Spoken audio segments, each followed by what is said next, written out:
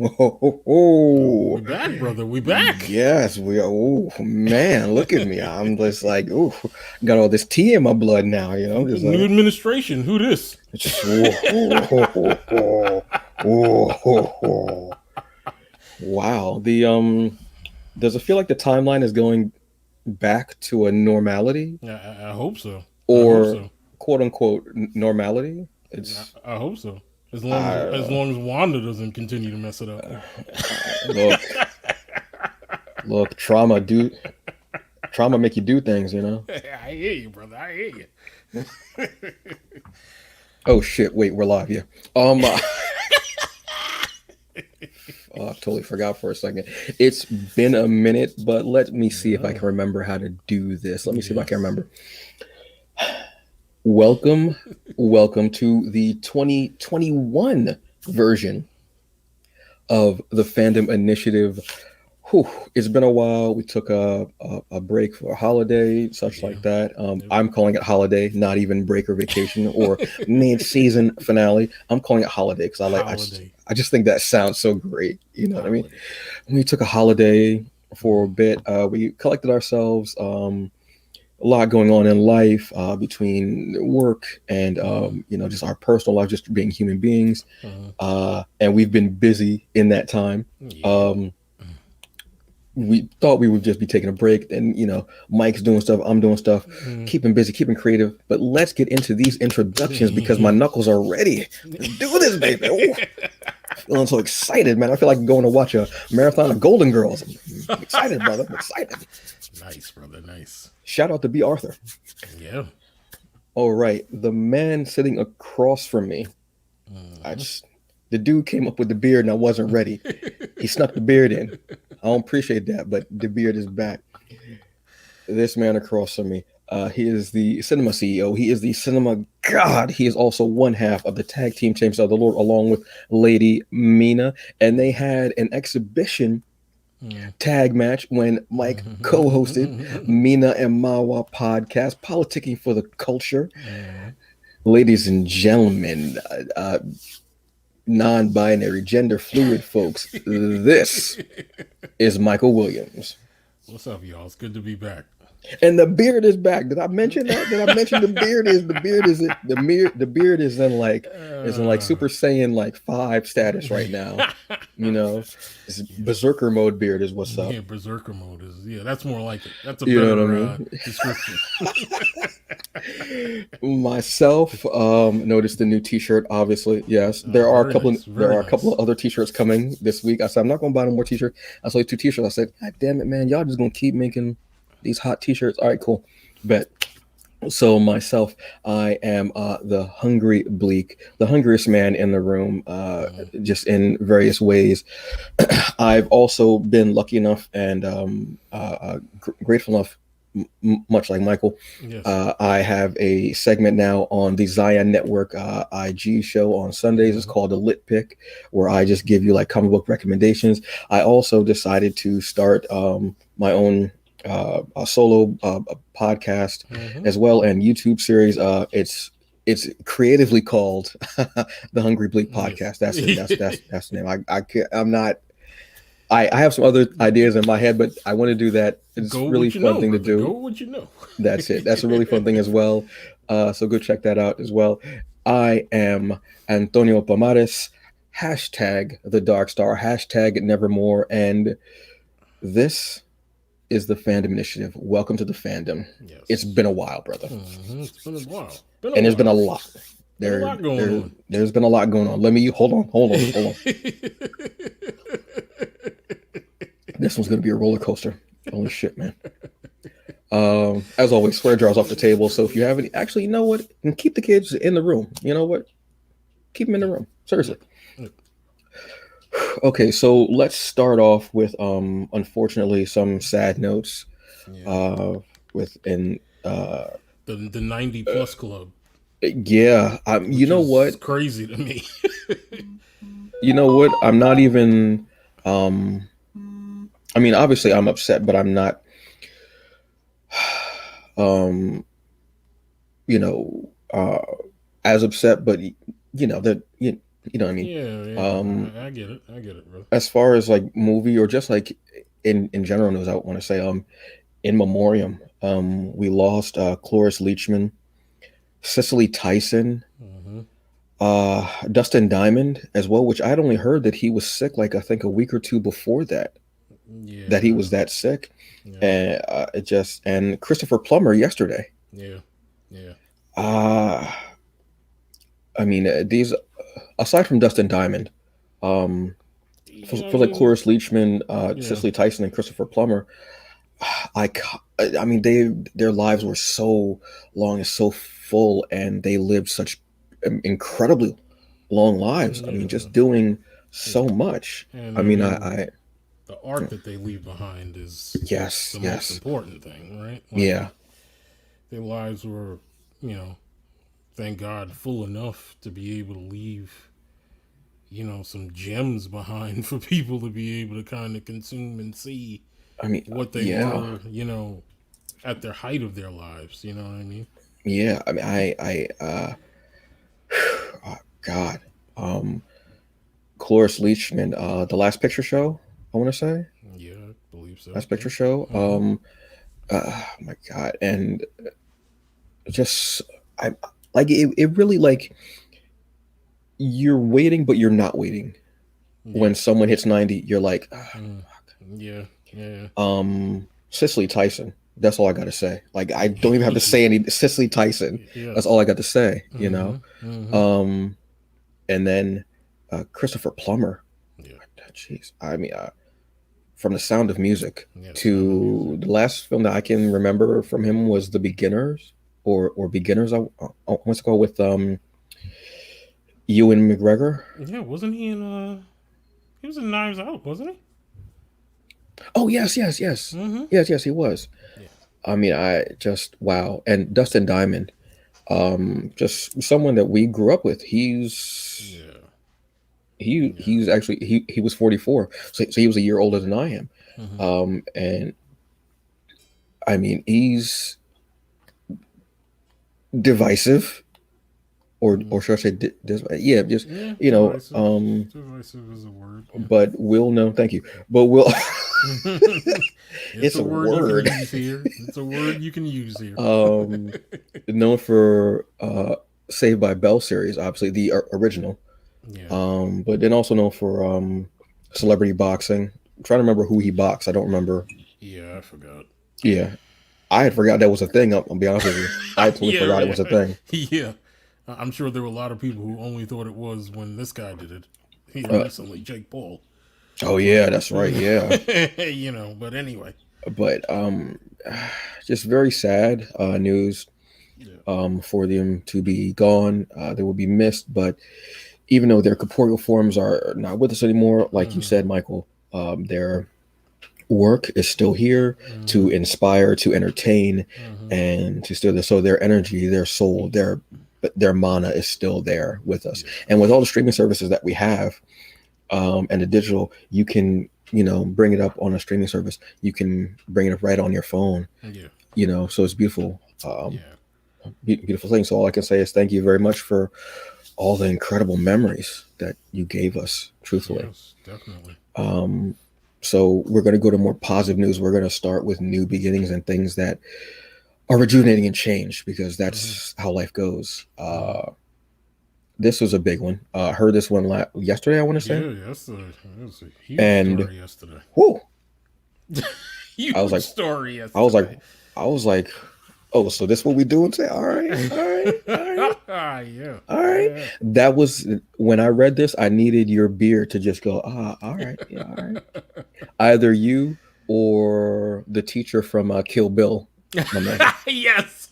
Um, my pay, Yes, I think my pay. so. I think so. Yes, yes, exactly. Exactly.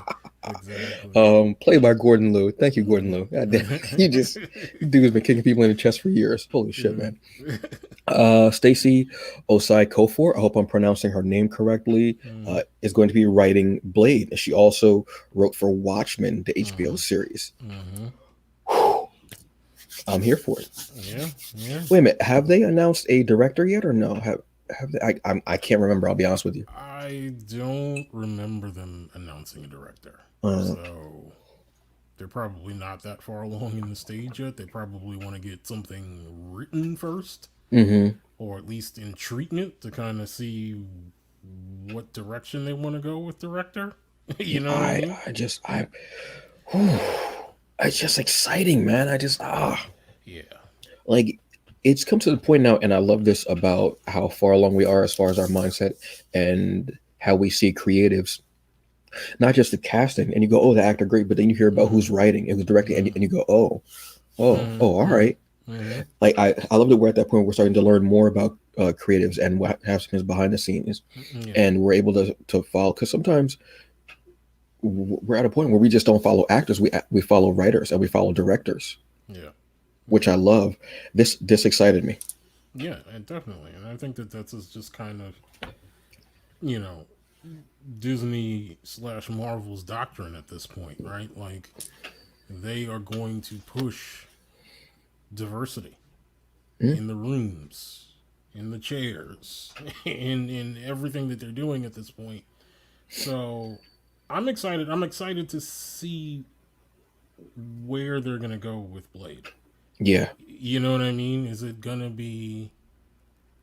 I mean, I don't know that it will be as hard in your face like as Watchmen was, hmm but it's good that at least that they've gotten someone who has that background if that's what they plan on doing with Blade, and just that can write for a character like Blade. You Yeah. know what I mean? I'm just excited to see how they tackle Yeah. Yeah. um Yeah. this, and as far as it being knowing the character's history and where they're going to go at it, and is it going to be more of like that horror feel, that mix of action horror, Yeah. like what direction they're going to take with it. So I'm excited Yeah. for this Stacy to be on it. Mm-hmm. I'm yeah, I'm here, and I want to see how it develops, because if anybody knows, I honestly should have wore a Blade T-shirt. You I should should have have. wore a Blade T-shirt. Should have, brother. You should have. But yeah, this is a character. It makes me want to go back and actually read, because I have the tome that they released. I think it was last year or the year before. I have that thick ass tome, Yeah. um, and it's just yeah. I'm just oh god, yes, yes, yes. Like it's just, and I'm waiting for the figure. Yes. You know how geeked Ali will be to have a figure of himself, as it Mm-hmm. like there's something surreal about that. I mean, not Mm-hmm. that I have a figure of myself, Mm-hmm. but I'm saying there's something surreal about that, Mm-hmm. being immortalized in a Yeah. figure. Yeah. Yeah. I, Yeah. I would lose my mind. And I think two Blade figures. I have one of the Legends, which is the larger ones, Mm-hmm. and I have one of the regular, like the small action figures of Blade. And Marvel's going to release this one, a series, and it's going to be, that one's going to be badass. It's probably going to be bigger than the Black Panther figures, if not just as big. Yeah. I mean, I You think, know? I think his whole, and I love Mahershala. I really do. I really really love this guy. His work is just Yeah, top notch. It doesn't even matter that he's headlining a movie. It doesn't even matter if he's a supporting actor. Everything he does and the things that I've seen him in, he is great. hmm Just simply great. And I don't think he's really understands how his life is going to change yeah, once Blade comes out. Like it's gonna yeah, be a whole different animal for him. Like the geek community kind of knows who he is, but I don't think he knows how big a star he's about to become. Like he already is a big star. I don't think yeah, he understands the next stratosphere he's gonna enter yeah. with this movie at all. Well, You know what I mean? you know what? He probably like, because there wasn't a San Diego Comic Con, Right. because there wasn't a New York Comic Con. He didn't get Right. because that really And will show you. You go, oh shit. yeah, and I think in some ways the way that they introduced him was a lot like they introduced Brie Larson when they announced her as Yeah. Captain Marvel, Hmm. right? Like it was just kind of like at the very end of the presentation, here's Mahershala, this is who we have. You know what I mean? Hmm. Like he hasn't really done. I mean, not that even Marvel needs to do that anymore because they kind of don't. But he hasn't done the But whole it's circuit of yeah, yeah, vibing exactly. with Yes, yeah, yeah, fans yeah. The and circuit, things yeah, like that. You know, and so seeing that huge response he has. I mean, Marvel doesn't have to, yeah. but I think it's good to prepare their Oh, actors for it oh yeah, oh because you yeah, could just go, look, it's gonna get crazy, and yes, they're like, I mean, I'm already a big actor. They already know who I am. No, no, no, no, no, no, no. yeah, It's gonna get fucking crazy. And he's yes, like, no, no, fine, fine, fine. You know, I've been up on yes. stage for the Oscars. No, no, no. It's going to get fucking Yeah, nuts crazy. yeah, yeah, yeah, yeah, All yeah. right, yeah, cool. If you could bring it and you bring them out for that, like, because it's usually like maybe like 5 minutes or so like that, that they Mm-hmm. bring them out at the Mm-hmm. last minute. Mm-hmm. That can be the loudest Mm-hmm. 5 minutes ever. You might as well. The only way that you can get a louder a reaction is if you brought the Undertaker back. Yeah, yeah, yes. um, like if Yeah. you saw like people throwing apples at Trump. Yeah, yeah, Um, yeah. like you know what I mean? Actually, you know what? People may be quiet for that because they want to hear each apple hit him. Yeah, So exactly. that might be, but yeah, Exactly. that's yeah, like Oscars and everything like that. Yeah, yeah, yeah, yeah, yeah, yeah. Yeah, yeah. But when you hit that level of you're playing this character, it's a whole new feel. I'm excited for him. I'm excited for Stacy because this hits. Mm-hmm. She's already done this great work in Watchmen, which is a Yeah, series that yeah. is amazing. Then Blade, I love seeing how writers, directors, actors are catapulted after these Oh big yeah, movies and all yeah, the opportunities that are like yeah, that these movies open to them and they do something and you're like, damn, that was and they just elevate and they yeah. just keep evolving and being better. I just yeah, And yeah, that's the way it yeah, I'm should here be, for it. right? That's the way it should be. Like this is what I mean. This is kind of old time stuff, right? Like this is what companies used to do all the time. Like they would Hmm. look at other projects and they'd be, you know, admirers of those projects, and they'd be like, "Well, can we get this person?" Hmm. You know what I mean? And it feels like that's kind of where media is starting to go back to, where it's like, just get the person who knows what they're doing for this project. You know what I mean? Well, you know what? People had such a sour look on superhero movies for so many years. Mm-hmm. And at a Mm-hmm. certain point, you didn't play superhero because you knew that it would be this quote unquote curse. Yeah. Yeah. Because you look at Superman, Oh yeah. Yeah. you know what I mean? Yeah. And at a point, you used to get pigeonholed in those Yeah. roles, and Yeah. you would only be able to play that. Now people are seeing them as actual movies, as films, Mm-hmm. because you have to really put it in, not just Mm-hmm. the physical part, but you have to act. You have to be Mm-hmm. not act. You got to act. Yeah, you gotta act. You have to act so well that they take the T off. You Yeah. got to act in this movie, Sure. and that's what's Sure. happening because you're seeing the caliber of stars Yeah. that are being out there, Yeah. and the longevity, Yeah. and the fact that okay, Marvel and Disney, DC, uh, they're they're seeing you and they're building a franchise around you. We want to see what you can do. Yeah. If the first movie isn't so good, okay, fine. But if that first movie hits, and they Mm-hmm. usually do because people want to see what's going on, Mm-hmm. Mm-hmm. then they go, okay, bet. Hey, we have the script for X, Y, and Z. We have this for this, what have you. Mm-hmm. So it's beautiful to see it. We saw what you did with the writing for this character, and you changed it, you altered it, you did this. Yeah. We want to see what else you can do. Here's a script. How do you see it playing out? How would you direct this? Who would you, things like that. Yeah. So it's beautiful. It's great. Yeah, I mean, and that's the beauty of Watchmen, right? Like it's not just the acting. I mean, the acting is amazing in Hmm. Watchmen, but it's the writing. It's the being able to take the things you already know about Watchmen and just Hmm. add a whole complete new dimension to it. Hmm. You know what I mean? And I think that that's a large part of the reason why someone like Miss Cofer got this job. Like, you Yeah. know what I mean? Like, it takes it takes some real skill to do that. To kind of Yeah. make something brand new from something familiar. You Hmm. know what I mean? And And something so iconic yeah, yeah, too, to take it and to add on to it and make it even more, and take that source material, yeah, continuation of it, and make what you did iconic, yes, and leave it hopefully as a standalone series and just go, yes, so yes, what y'all got now? I'm exactly. I'm still hungry. What you got? Exactly, exactly, So exactly. congratulations for that. I'm so happy, so excited. I'm a Blade fan, so I'm definitely want to see what's going on. Yeah. So let's go up to TV and streaming news. Yes, Oof. sir. All right, Yes, sir. stretch out them shoulders, baby. This one about to get deep. Okay. Streaming services are huge. They're big. Obviously, terrestrial TV is still there, but it's not hitting as much. Mm-hmm. It's not, Mm-hmm. and that's why a lot of networks are having their streaming services, such what have you. Um, but you know what? WWE has had their WWE network. They used to go the WWE network $9.99 a month.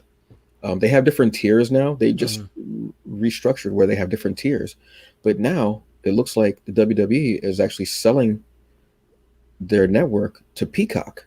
Yeah. This was out of nowhere, threw everybody off. Yeah. In some ways, it doesn't surprise me because, and I'm saying this purely from a business standpoint. Like, who they were working with before is who they should have stayed with. Their mistake was is that they kind of broke off and tried to do it their own way, and it just never really worked the way that they thought it was going to. You know what? When because I think this might be the one, two, three, the third incarnation of the network. I've Yes. had it for maybe about 2 years, I want to say. When you Mm-hmm. first got it, it was glitchy. You couldn't Mm-hmm. search for anything properly, Mm-hmm. which bothered everybody. And I think Mm-hmm. that was going on for about a year and change. Mm-hmm. Then they updated it, and you were able to search things easily. You could go through; it's much easier. Now they have the tier system, which everyone would thought that they were going to get the tier system within the first year, but it took a Mm-hmm. while. So there's a free service, then Mm-hmm. there's like a pay service. I think I have maybe the middle because I have the pay service, Mm-hmm. so I have the 9.99 a month, and it's great. It's awesome. You get to watch everything, what have you. Um, but this was out of nowhere. This was a shock. Mm-hmm. But you knew there were going to be changes. Obviously, you knew that there were going to be a tier system, such what have you. But to be selling it to Peacock is very interesting. But they've had a working relationship Yeah. with NBC for, Years. yeah, like Years. since Yeah. we were kids when they used to do the Saturday night Yeah. specials on there. So Yeah. interesting. I want to see where this goes. I want to see if the memberships that people already have will transfer over, Mm-hmm. if you'll still pay the 9.99 a month, or if you'll pay the $5, which Peacock is, Mm-hmm. or if there will be again some type of tier system. Mm-hmm. I'm interested to see what's going to happen, but out of nowhere, I just want uh, New Japan to have something that I can get on my damn PlayStation. I'll be honest So with you. so let me ask you something. With this, Yes. with the 9.99 that you pay, Hmm. do you get to see pay per view events in that 9.99 or no? Yes. Yes. Okay. If you have the free service, you're not getting the pay per views. I think with the free service, you're getting like the replays of shows that have been on. Mm-hmm. Like Raw, SmackDown, NXT, Mm-hmm. Main Event, 205 Live, Okay. like those shows. If you do the pay service, then you're able to get the pay per views and everything else. Like it's pretty much that. I don't know if there is a service above that. I Mm-hmm. don't know what you get with that because I haven't looked because I'm getting the pay per views, and Mm-hmm. I do watch pay per views now. I used to not care, Mm-hmm. but I'd watch like the occasional WrestleMania. But they used to be like, God, 40, $50, Mm-hmm. but you got it for like because you would get it because you figure WrestleMania at when I was paying for those like separate when it was like Mm-hmm. pay per view, you had to Mm-hmm. pay for it, which are still they still offer it as pay per views like that, but you'd be crazy to pay that much money. Mm-hmm. You get it was maybe like 5 hours. Now it's like a whole day goddamn event. Okay. But then you would get it. Let's say those 5 hours, you'd watch it, then they would replay it right after Yes. that. Mm-hmm. So I mean, you could watch it again. Sometimes you could even record it, Mm-hmm. depending. But the $10 is great, yeah, because you get to see the pre-show. The pre-show is usually free anyway. Mm-hmm. Um, Sometimes they'll even have it on a TV, depending on they might put it on like FS1 since they Mm-hmm. have that deal with Fox. Mm-hmm.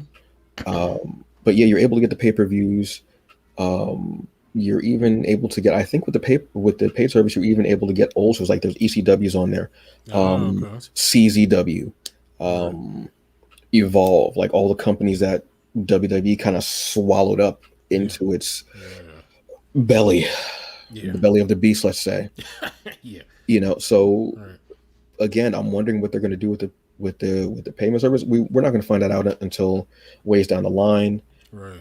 But streaming, a lot of streaming news is happening, going on lately, and it's interesting to me. Yeah, I You think what you're seeing is you're seeing a lot of companies are saying we need content. know? And that's pretty much what's going on. Everyone's Yeah. trying to cut these side deals with everyone, trying to bulk up their service, I think. And a lot of that is because I don't think anybody kind of saw Disney being as popular as it wound up becoming. I mean, And a lot of that is pandemic driven because everybody's oh yeah. home and you have to make kids happy when they're home. Hmm. But I think it's that it's not just Disney though. It's also, I mean, it's also the 2,000 pound gorilla in the room, and that's Netflix that now recently just went over 200 million subscribers. Like Hmm. I I can't I can't imagine a number like 200 million people Yeah. are paying for this thing and watching it every month. Like Yeah. it's insane. Hmm. It's insane. And You able to know? be watched in multiple venues. Yes. Like there was a time when you would mention Netflix and people would just be like, "Oh yeah, no, I don't want to get that because the DVD in the mail. This is how long ago, DVD in the Mm-hmm. mail." Mm-hmm. And then I remember when they had still both services were still available. Yeah. And then I don't know if that service is still available. I don't know if I the think I, part I is. think they still offer disc. I think they still Yeah, offer disc rentals. They you do, know, but I doubt that very many people are using it. yeah, You know. but to everybody wants that. Everybody wants that content. Everybody wants their own service because I'm gonna be honest with you, it's much easier. Like if I'm looking for, let's say, reruns of SWAT, Mm-hmm. not the original series, but the one now. Mm-hmm. At a certain point, sometimes you have to pay to watch an episode that was maybe 2 3 weeks ago on demand. It'll be $2. Yeah. I'm not paying $2. Yeah. I'll Yeah. either Yeah. wait for the rerun to come back when the season ends Yeah. during the summer, Yeah. or I could get this service and I can watch all the episodes, Yeah. and then I can watch the original content that's on there, the Star Trek stuff. Yeah. I can Yeah. watch all this other stuff, and they have series that are just for that. You know what I mean? Like, why wouldn't I Yeah. do that? It's much easier. Terrestrial TV is it's almost like what used to what was happening to terrestrial radio Mm-hmm. with Sirius and such like that, where Mm-hmm. people started Mm-hmm. going that route. And it's just, again, it's something that's evolving, it's changing, it's interesting. Mm-hmm. Because honestly, when I look at terrestrial TV, I try to watch things, but then I just go. But then when I find it on my streaming service, I'm like, oh, all right, cool. Yeah. You know, Yeah. like Yeah. Yeah. honestly, the CW shows, Mm, I'm not watching them live. I'm not. I'm just mm, too many goddamn episodes, as we've talked about before. mm, I don't give a damn. I'm gonna be honest with you. I'll binge a season on there. mm-hmm. You know, Mm-hmm. that's easier. It's right there. All right. It's so every network having to have their thing, it makes sense. It's easier. Mm-hmm. I can't blame, if I could do it, I would do it. Shit. All right. Right. It, Right. it totally makes sense to have that content that's already on TV. Hey, you can watch this here. We know you're fans of it. Okay. We know that you like all 97 of the NCIS shows. Yeah. We know that. I say that as a person who watched the first NCIS for like 8 or 9 seasons. Mm-hmm. But hey, while you're here, we've got The Stand, we've got Mm-hmm. Star Trek, we've Mm-hmm. got all this other stuff. I mean, while you're here, you might as well check it out. You know Yeah. what? Matter of fact, tell you what, I'll give you a month free. Yeah. You let me know what you think. Okay. Yeah. Yeah. Yeah. I'll leave you alone. I left a Mm-hmm. hot pizza on the counter. I Yeah. left the pizza. I also I did your laundry, um, wash the dishes. I left those socks that you like, the fuzzy ones that fresh out the dryer. Yeah. Take those and put them on. Good. Exactly. I'll see you in a month. What happens Exactly. in a month? Sometimes, you know what I'm saying? Exactly. Sometimes you cancel. Sometimes Exactly. you stay with it because you Exactly. really enjoy what's going on. Exactly. So, you know, And your NCIS thing was a good segue to brother, Jesus, good segue to brother. the CBS All Access rebrand. Yeah, this is, you know what? I'm not mad at this at all Yeah. because of the fact that I have had issues with the CBS All Access service. Mm-hmm. When I try to, I'm still on season one of Discovery Are you still? because when I try to go back and watch an episode, a lot of times it won't let me. It'll stop and it won't let me continue to play. So I have to start like maybe the previous episode and rewatch it. I feel like I'm a time traveler. I feel Mm, like, and it's frustrating. mm, And I'm not, obviously, the show is amazing. mm, And I love having another streaming service, kind of, sort of, maybe not, mm, God. mm, mm, But yeah, it's frustrating. So when this happens, I hope that they're able to get the bugs out along with, whatever rebrand they're able to do. And I hope they're able to do that. Um, there's a Paramount channel now, which used to be G4. No, which used to be Spike, yes. or was it G4? Because No, it used to G4 be became GQ. Spike. No, it used to be Spike, and before that, it used to be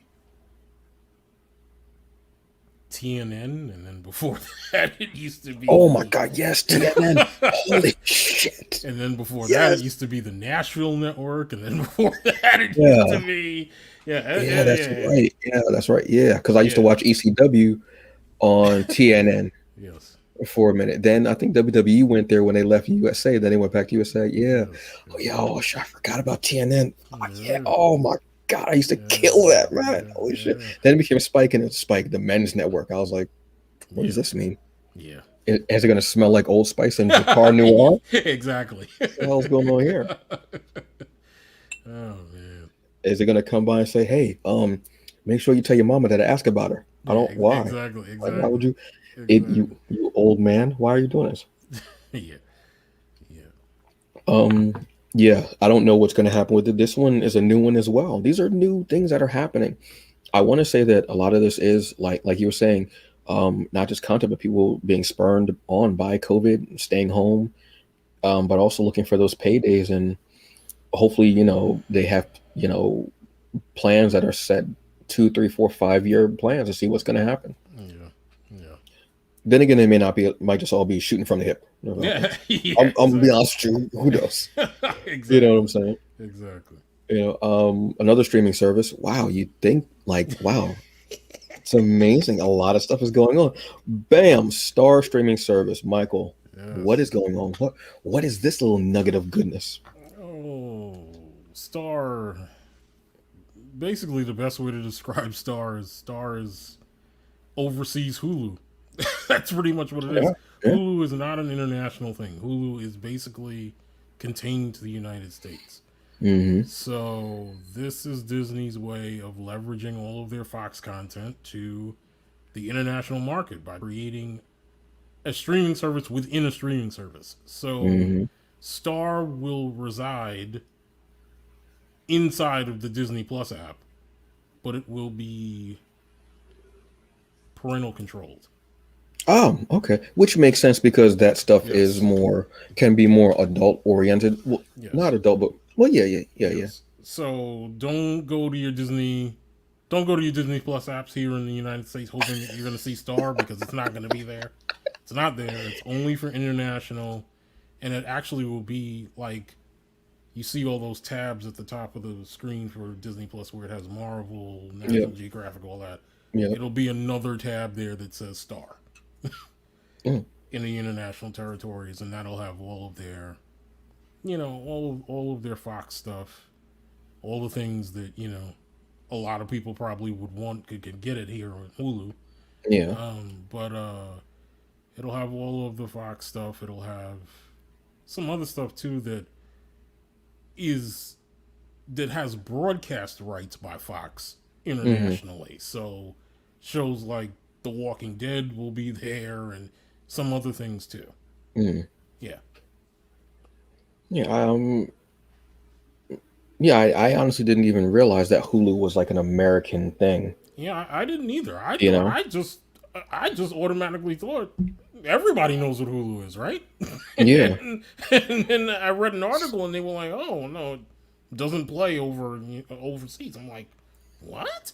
I'm yeah. like, "That doesn't make any sense." You know what I mean? But that's such an American way of thinking too. True, it is. It is. It You is don't very have much so. Hulu? You don't have Hulu? You don't have Yeah. Big Macs? You don't have a gun shop on every corner?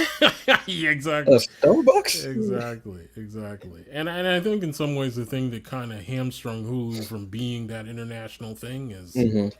is that they wound up getting involved in sort of the live TV service here in the United States. Oh yeah. You know what I Oh mean? yeah, And that's so right. now you can't do that overseas, right? Because Yeah. then you have to have all of these other ridiculous agreements in order to be Hmm. able to do that. So, yeah. Yeah, because the news thing, like the live news things, they've only been doing that for maybe a year or so, I want to say. Yeah. Not that long, because when I saw it on there, I was like, wait, y'all do, because I was half asleep. I was like, wait, y'all doing news now? What, Yeah. like when this happened? Yeah. But you know what is exciting? I wanna see where that Hulu Star now also Mm-hmm. side of things will go, how it'll evolve, what'll come from it, because Hulu's still doing a lot of stuff themselves. Yeah. Series and such like that. Um, that was actually Chevy Chase doing a pratfall. No, I heard that. Um, I just got to throw in a topical reference somewhere. Exactly, brother. That's only how many years old? Um, Decades. Yeah. Yeah. So I mean, interesting. Again, it's seeing things evolve, how they changed, where they go, seeing how things, and not even think about seeing how things play internationally. Mm-hmm. It's interesting. Yeah. It's interesting. Yeah. Yeah. Um, onto more Disney-esque news, Disney Plus news, Disney Disney Plus news. Yes. adjacent. Yes. Well, this is just pure Disney. MCU news. Yeah, like this is pure Yeah. WandaVision. It's been okay. Like I want to give it a. This is WandaVision is clear in 2020. Yes. WandaVision. I have a rant that I'm going to give at the end of the show about fans, Okay. not about the show itself. Okay, brother. I feel the same way. If you saw my post yesterday No, about because I this. haven't. No, because that's one of the reasons why I haven't been on Facebook. Because Yeah. I mean, not your post, but just fans. I'm Yeah. just kind of. I made a post regarding that yesterday. But our notions might be a little different. Okay. I don't know. Okay. So WandaVision. This is the first thing to expand from the MCU. Yes. I think the first thing was supposed to be Falcon and Winter Soldier, wasn't it? Was that Yeah. supposed to be That first? was Yeah. the order. That was the Yeah. original That was the order. order. Yeah. But we got WandaVision, which may actually have worked out Mm-hmm. because WandaVision is different, Yes. but in a great way. Yes. Um, Basically, the story is if you haven't been watching it, and there will be spoilers, Mm-hmm. because last night's episode was what, the fourth episode? Fourth? Fifth. No, no, yeah, yes, fifth. Yeah. Yes. Um, this is Wanda Maximoff, um, Scarlet Witch, as she was called once, I think, Mm-hmm. in the MCU. I think so far Mm-hmm. has um bubbled up. That's the best way I can describe it. Has Yes. taken over Yes. this town called Westview, but she changed it to Eastview Mm-hmm. in the MCU, and it's in Jersey. Mm-hmm. Um, Right next door to you, right, oh yeah. If you notice the color change every so often, yeah. and my hair changed from like the shaved head to a jerry curl to a fro to it being laid back to, or fried and laid back, and her going through I don't know how long it's that they've even been in there, a day, a year, like nobody knows. Right. And she's brought Vision back. Yes. That's like, but it has a sitcom formula. Even the time frame, it's Mm-hmm. like no, I don't think any episode is more than 30 minutes. One might be Except 40. yesterday. Yeah, Yesterday's was the longest one so far. yeah. But still they're able to pack so much into it. The show is really great because of writing, obviously. Um, it's the directing, it like everything, crew acting is great. The way they're able to take the MCU core Mm-hmm. of these characters and use it in a sitcom setting Mm-hmm. from the 50s all the way now to they're in like the early 90s, I want to say. 80s. Well, because the last one kind of reminded me of like almost like Full House, like Yeah, that kind of which would like maybe I be. was well, you know what, they all have that same goddamn opening where they're running in a park Yeah. for some reason. They all have Yeah. that same opening. Exactly. They all have that Yeah. same opening.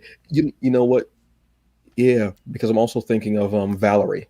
For some Yeah. reason, it's hitting me too. Yes. Yes. Yes. Family Ties, the opening. There are so Yes. many little nods Mm-hmm. to 80s sitcoms. Mm-hmm. The painting in the one was like Family Ties pure. Mm-hmm. Yeah. From Very set so. direction Yep. to the costume, everything, the hair, Mm-hmm. everything that they're doing is so spot on, and the Mm-hmm. acting is incredible. I want to give a shout though to not only Elizabeth Olsen, who is just giving it, Mm-hmm. she's giving it, but Paul Bettany, Mm-hmm. because he finally gets to be like he doesn't have the makeup on, and Mm-hmm. he's able to really give more. Mm-hmm. Mm-hmm. When some people said that his career was over, Mm-hmm. and he's giving it in this. Jessica Hahn straddles comedy and drama, and also Ca- some like Catherine Hahn? sinister. Catherine Hahn? Yes, yes, yes. Yeah, yeah, yeah. What name did I say? Jessica. Okay, yeah. I don't know. I don't know why. Because that was also a famous Hahn in the 80s. Oh my God! Yes, you're right. Holy shit! Yeah, you're or, right. or infamous in Yes. the Well, 80s. look, that ain't got nothing to do with me.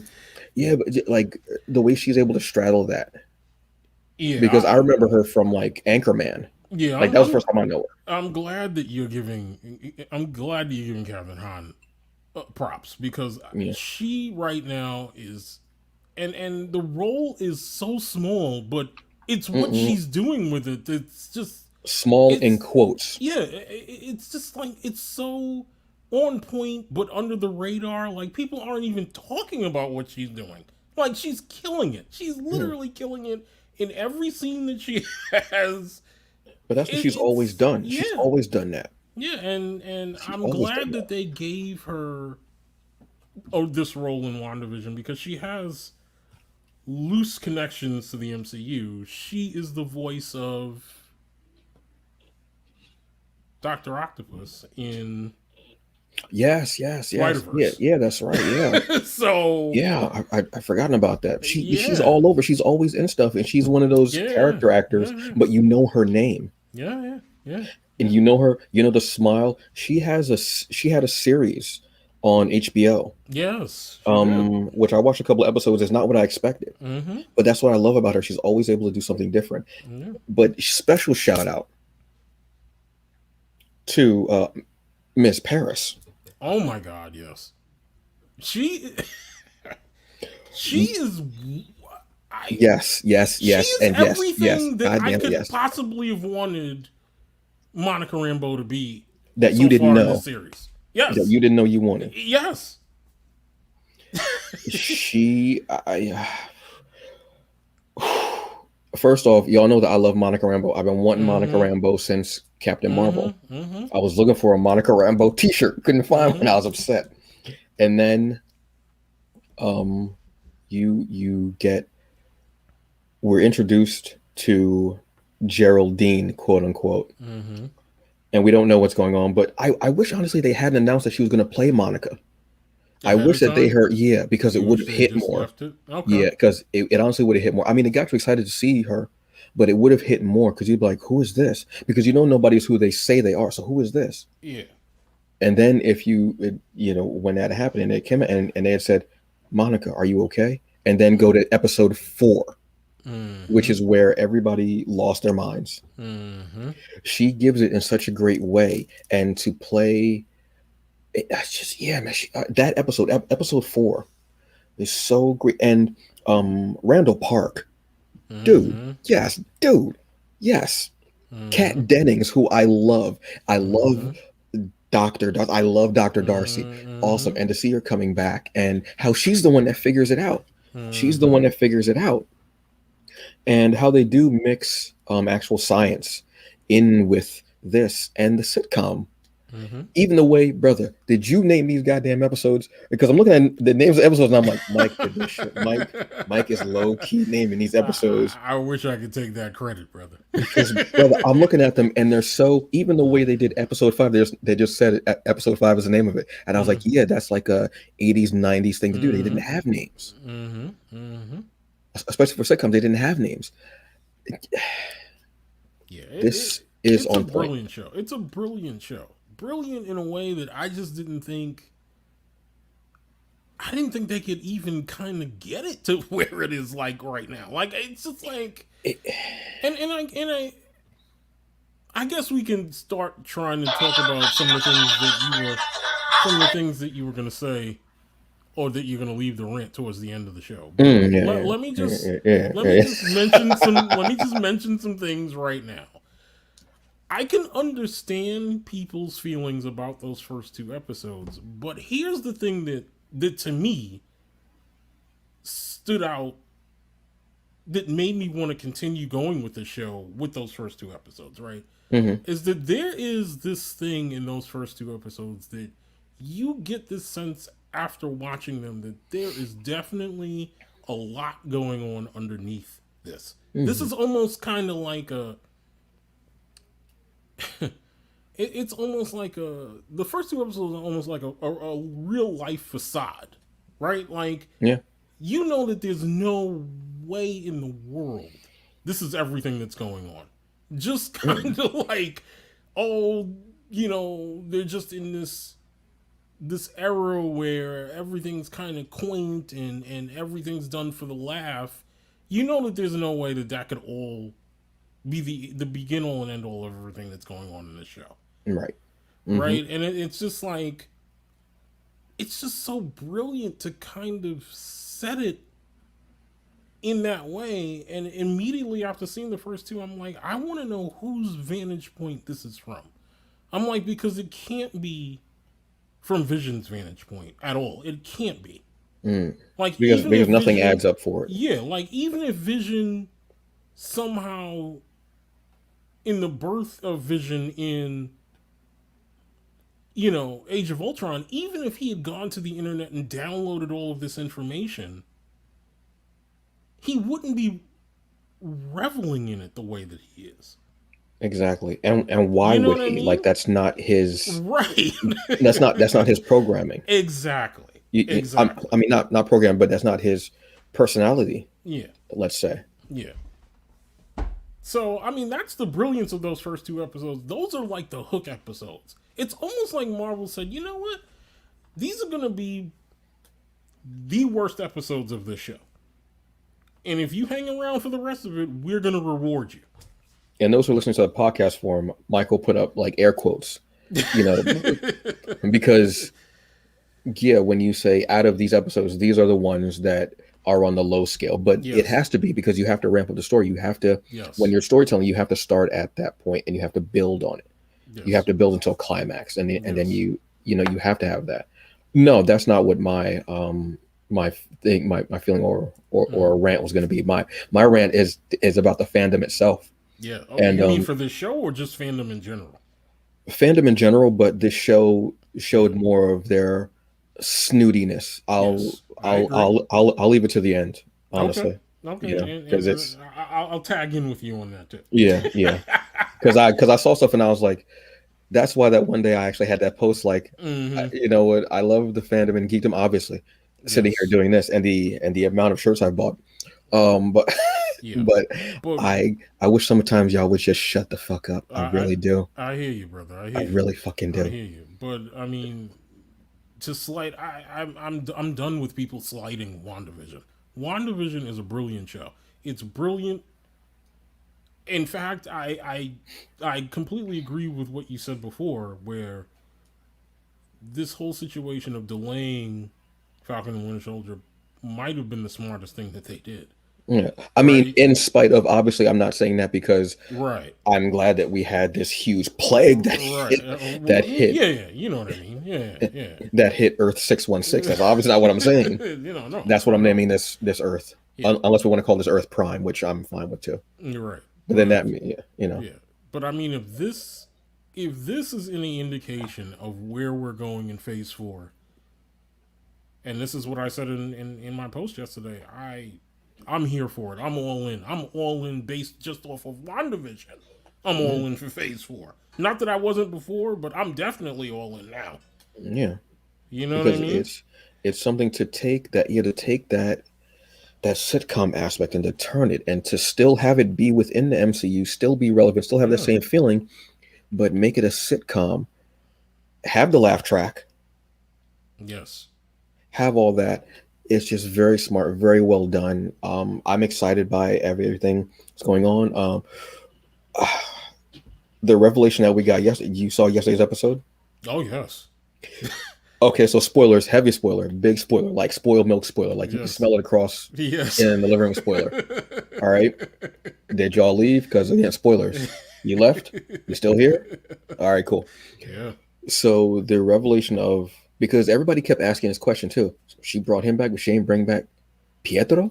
She ain't Mm-hmm. bring back Pietro. Mm-hmm. This, and I've heard people call her a Karen, and I'm like, why is she a Mm-hmm. Karen? Because she ain't bring her brother back. Like what? Mm-hmm. They all know what the definition of a Karen is. That's not there. No, that's not it. Mm-hmm. And then we hear that doorbell, Mm-hmm. and she's like, "Well, I didn't," because Vision's starting to realize something is up, Mm-hmm.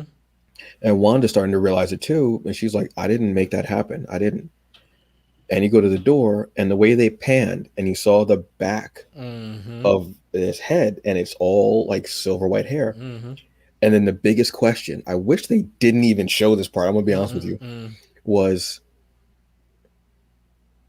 which Pietro are we getting? Are we getting MCU Pietro, Mm-hmm. or are we getting X-Men movies Pietro? Mm-hmm. Again, spoiler alert. Well, secondary spoiler alert. We're getting Evan Peters X, Mm-hmm. and this was cool because again, it's within the confines of a sitcom. So what happens in a sitcom during the end of the series? You bring in that new edgy young character with a Mm-hmm. leather jacket. Yep. You Yep. you, you bring that in.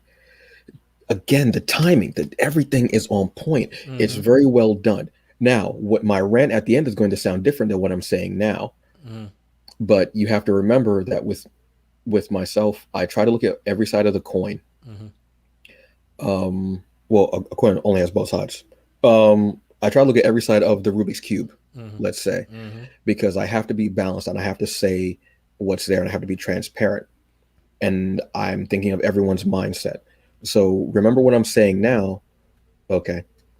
um, and how I'm speaking. But when I say what I say later, it will honestly make sense.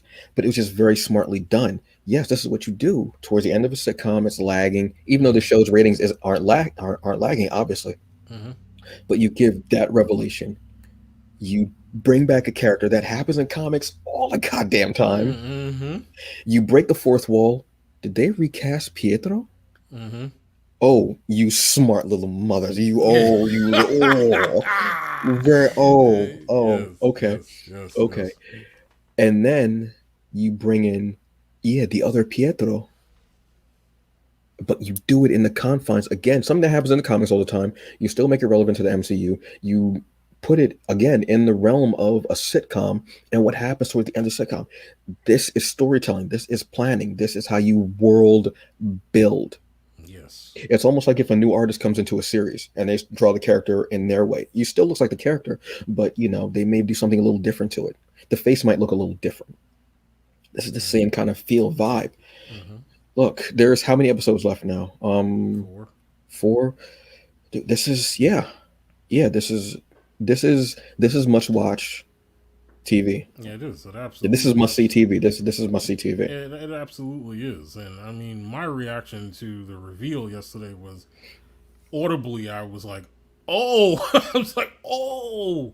Hmm. And then paused for a few seconds and I was like, they just introduced the X-Men into the MCU. Yeah, this was the moment. This was almost like hearing her say, We need more mutants Hmm. or miracles. Again, we don't know where we're going with that part. Although I'll tell you, really interesting though, they kind of homage to that early on in the show. Hmm. Remember when the guy in the beekeeper suit came up out of the Yes. sewer? Yes. She Yep. basically says no, No. almost in No. the same tone that she would Yep. say no more mutants. Yep. Yeah, And it shows. It's just. it's just brilliant. WandaVision is just a brilliant show. It's just, It's oh my yeah. god. Like I said, I'm I'm excited every week, not for what they're gonna like, not for the show, like not just for the show to watch it, but I want to see where they're gonna go and what they're gonna Yeah, do with it, yeah. and how they're gonna still do all of this within the confines Mm-hmm. of a sitcom. Mm-hmm. And I want to see what timeline they're gonna go. Well, not timeline, but what era they're gonna go to next. Yes. Yes. Yes. It's very interesting to see the hair, the clothes change, the speech patterns, Mm-hmm. the terms and verbiage used. Mm-hmm. Going from those sitcom jokes, like the corny jokes that we see, like going through the Mm-hmm. 50s, 60s, 70s, such like that, seeing Mm-hmm. that. Mm-hmm. I want to see that, but also seeing the outside world and how they react to it. Yes. Yes. Yes.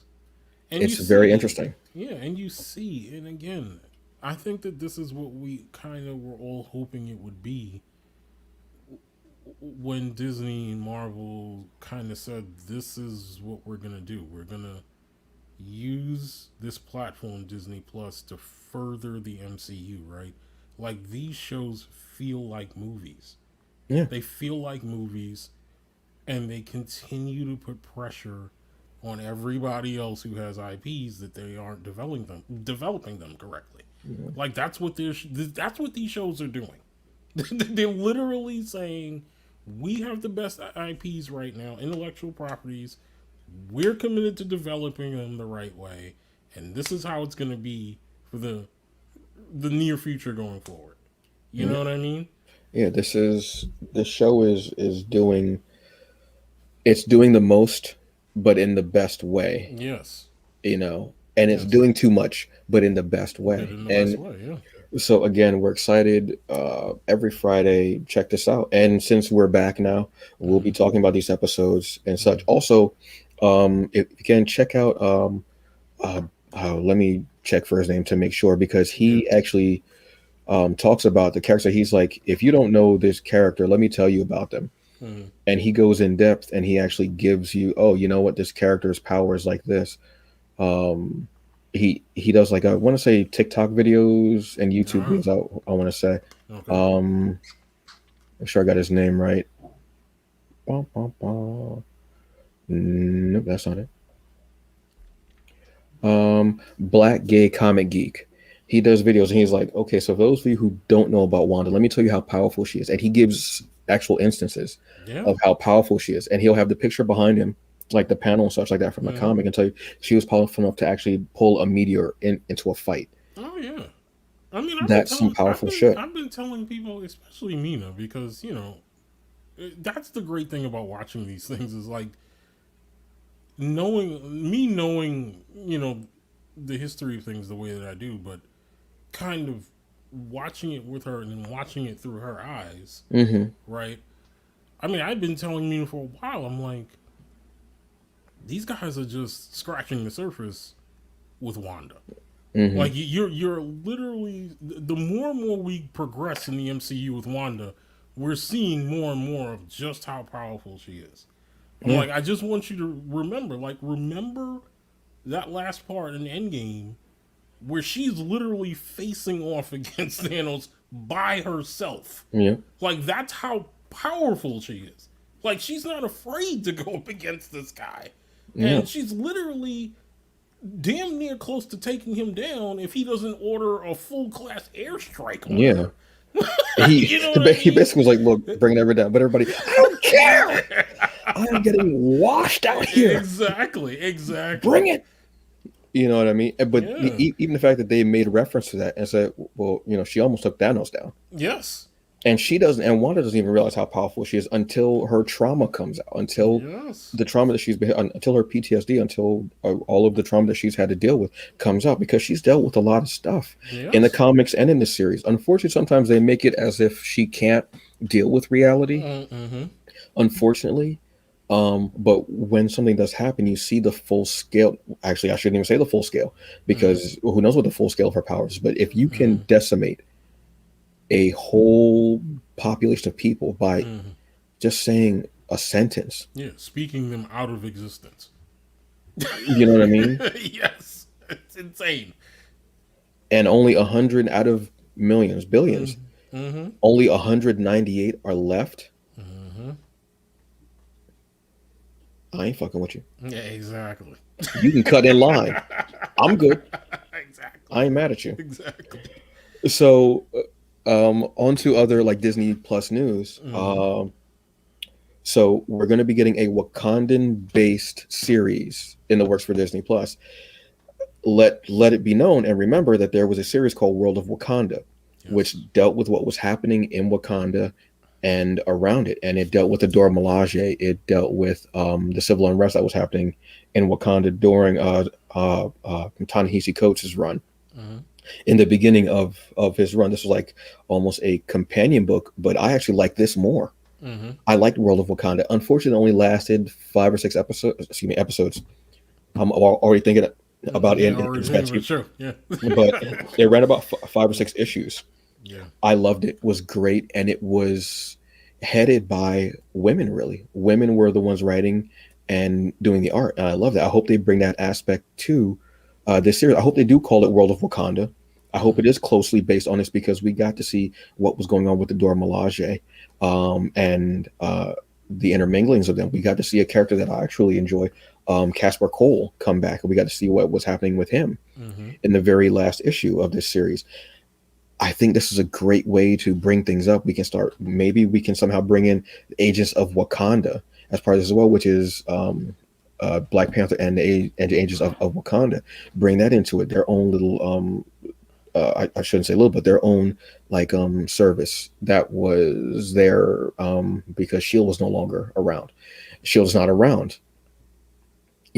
We have Sword now, Yes. so I want to see where they go with this. I'm excited, and this is also being headed by Kugler. Yeah, Coogler. Yeah, this is again. This is Disney rewarding Coogler for what he's been able to accomplish. Mhm. In their universe, and it's not just this show. It's a 5-year deal. So Yeah, which is no joke. yeah, I'm imagining it will be this show and whatever other projects he wants to do for Disney, and it doesn't necessarily have to be just you know Marvel stuff. It could be other things too. I would Yeah. imagine.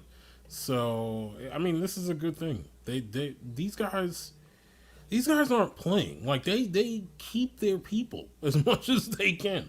Well, You because they can. know that, I Yeah. mean, this is like Kugler did a fantastic job. Yeah. I can see him doing something with Wakanda and doing more with it. I can think of people that he can have vying for the mantle. Yeah. And then, like, Casper Cole is one Yeah. who wore the suit for a bit and then ended up getting his own suit. Mm-hmm.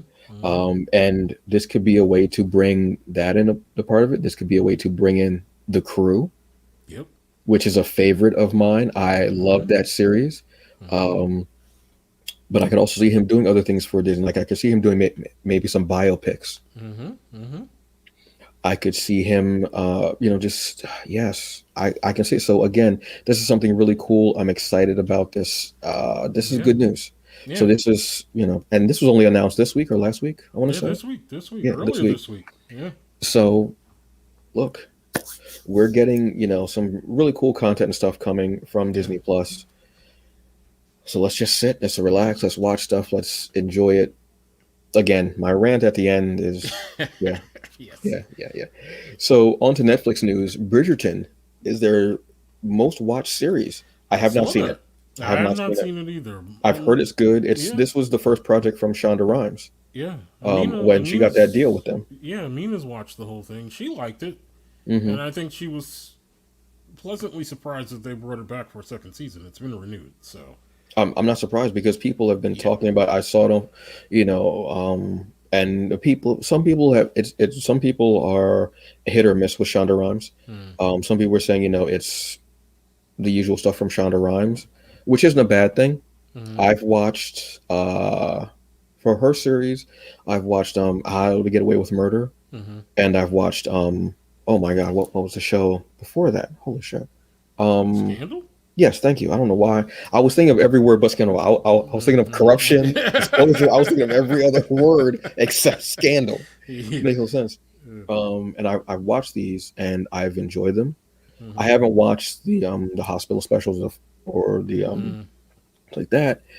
But yeah, people have been loving it. They've been saying that it's great. They're digging it. I'm here for it. I'm honestly happy people are digging it. Mm-hmm. You know, I want to see what else is going to be coming down from this because she got this deal. I want to see what else she's going to be coming up with for them. If there's going to be like a shared universe like there is with her ABC series, Mm-hmm. um, yeah, but I'm excited for it. I will say this about Shonda Rhimes. Like I can't say that I've watched every show that she's done. I've seen bits and pieces of things. I've seen bits and pieces of Scandal. Right. I've seen bits and pieces of How to Get Away with Murder. Excuse me. Some Grey's Anatomy. That's the name of it. Thank you. I could Yeah, not remember the name for the life yeah, of me. I'll yeah, be honest yeah, with you, bro. I yeah. could not. I could She not. is very influenced by genre because Oh yeah, I've yeah. I actually have seen a couple of episodes of another show that she did called what is it called? The Catch. Yeah, I that was a show I wanted to Yeah, watch, but I didn't get to. That one yeah, was really interesting. yeah. Which is basically, to me, the way to describe The Catch is 2, 3 seasons worth of the Thomas Crown Affair. Thank you, thank you. I was just That's pretty holy much what it shit. is. Yeah, damn right. Yes, that is mixing some Catch Me If You Can. Yes. Yes, that. Thank you. Okay, thank you. Yeah, yeah. I mean, I that's pretty don't feel much what it bad. is, I and you don't can feel bad. you can Don't feel see bad. you can see that she's a fan of genre type things, Yeah. and Bridgerton pretty much looks like what do you want to call it? Dangerous liaisons with Mm-hmm. modern music. Mm-hmm. Like, I mean, Yeah. that's kind of what it is. You know Yeah. what I mean? But that's her thing. That's her wheelhouse. But Mm-hmm. being able to have the freedom of Netflix, Yeah, not yeah, being yeah, held by network constraints and such like that. yeah, yeah. I can definitely, you know what? I actually do want to see it Mm-hmm. just to see what everybody's seeing, just for Mm-hmm. my knowledge of it. Yeah. Does it interest me in general? Like when I heard about it, I was like, no. But then when I heard people say Shonda Rhimes was a part of it, I didn't know that was her Mm-hmm. series. I was like, oh, Mm-hmm. okay, Yeah. kind of interesting. Yeah, I still don't really know what it like. I know it's a period piece, Mm-hmm. um, but yeah, it is. It kind of does feel like dangerous liaisons, Mm-hmm. because I know that there's some definite sexuality into it. Mm-hmm. Um, and at that time, like people were very sexual, Mm-hmm. under all those frocks and such like that. There was Yes. some there. I don't get they use the word frock very often. Frocks. There was there was some stuff going on up under them frocks. Yeah. But this is again, this is interesting. This is something new and new content, different voices, different perspectives. I'm here for it. Yeah. I'm all into Absolutely. Absolutely. Yeah. it. So again on Netflix, Gwendolyn Christie cast as Yes. Lucifer. Yes. You had me at hello. Yes. You had me at Gwe. Yes. You had me at honestly, you had me at Lucifer. Yeah. Yeah. Yeah. Truthfully, Yeah. this is interesting. This Yeah. is this is this is I do. First off, she was probably my favorite part of Game of Game of Thrones. Thrones. Yeah. My favorite Yeah. part. Yeah. My favorite part because you don't get to see someone so statuesque, Mm-hmm. a, a woman so statuesque too, Mm-hmm. be fierce and Mm-hmm. tender and have these dimensions to them. Mm-hmm. She got done kind of dirty at the end, Yes. but I wanted to see more and to see how like from and to see like get you somebody who can do both, who can Mm-hmm. be wearing the armor during the Mm-hmm. day, but then at night be just full decked out gown, everything. Mm-hmm. She's like Mm-hmm. 9 foot tall, Mm-hmm. and it's and to think of her as Lucifer, the Mm-hmm. suits and everything, it's gonna remind me of oh boy, in Constantine. Yes. Oh my God. Tilda Swinton. Thank you. Yes. Yes, Yes. because Tilda Swinton honestly Yes. should have been Lucifer. I agree. I agree with you. Now, love me some Peter Peter Starmore. Stormare. Peter Stormare, Stormare. thank you. The dude in everything he's in, Yes. Yes. Yes. he just gives it. Yes, he He's does. so got. He's oh god, yeah. Yeah. The dude's awesome. Yeah. But yeah, Tilda Swinton should have been Lucifer in that movie. Hmm. So this is kind of a correction. This is almost like maybe this is like them saying, "Look, Hmm. we know we dropped the ball a little bit." Even though I will watch Constantine whenever it's on. I just really Yes. enjoyed that movie. Yeah. But I'm happy to see that, and I want to see her in that role. I want to see her just be devilish and just Mm-hmm. everything. And this is no slight to uh the series Lucifer. Mm-hmm. Not at all. Not at No, all. but a Not at all. different interpretation and a truer to the Sandman interpretation of Mm-hmm. Lucifer. Mm-hmm. I could dig it. Yeah, for I'm sure. I'm I'm here for it. For sure. I'm definitely excited to see that Hmm. show. Hmm. I would love to see a trailer relatively soon. But I'm willing to wait. I'm Yeah, willing to wait. I don't think we're gonna get a trailer anytime soon, unfortunately. But still, this is just more progression. I want to say, Mm-hmm. um, because Lucifer. I mean, really, when you think about it, Lucifer is there's no real um he, she, they, unless it's really implied. Mm-hmm. Excuse me. Um, and I think angels can change form anyway. I want to say, I believe, I would because if imagine you, so. yeah, because they're choosing their form when they come to Earth anyway. But Right. from what I understand of what angels should look like, Mm-hmm. it's no wonder when they say that, when people see, if you were to see an angel, like your mind would just become liquid. It would just come out of your nose, out of your ears, whatever. Mm-hmm. Mm-hmm. But yeah, this is cool, man. As somebody who actually reads, who is trying to get through the second Lucifer series in Mm-hmm. DC. I'm trying to read through it, and I'm enjoying it. Him and the bickering between him and Michael, like the whole cast even looks cool because they even have like Cain and Abel they cast too, Mm-hmm. and I'm looking at them like yes, they do look like they do look like them. Mm-hmm. And then see what happens when they get the makeup and when they're all in costume and they're Yes. doing the lines. I just, dude, I mean, we can't get Sting. Yeah. Yeah. Sting would have been kind of cool. Yeah. It would have been cool. Sting, maybe Sting will just make a guest appearance as a guy walking by in an Mm-hmm. old trench coat as Yeah. Constantine. Maybe. Yeah. I mean, we might get. I doubt it, but whatever. Yeah. But this is fun. Yeah. This is exciting. Yeah. This is this is what we live for fandom, for geekdom, for Yeah. casting like this, choices like this. We revel in casting, we revel in writing, we revel in directing, we revel in the company, we revel in hearing new news. We Mm-hmm. want everyone to win. We're not looking at something going, when we give a criticism, we give a a constructive criticism because we want you to win. We want you to be better. We want you to succeed. You Yeah. succeed, it's more money for you. You're getting praise. Your work is done. You're feeling more fulfilled. When you Mm-hmm. succeed, we're able to take in more content. We enjoy that. We're entertained. That's kind of the give and take, you know. Yeah. Um, Again, remember what I'm saying at the end when I say what I have to say, because it's gonna sound slightly backwards, but it's not. I totally promise. Right. Um, Other news for the Netflix series that have been out or movies that have since then. I'm finding Ohana, Okay. which I want to watch tonight. Um, this is about a family, I believe, that moves to Hawaii. Okay. They are of a Polynesian descent, um, and I'm excited to see that representation. Mm-hmm.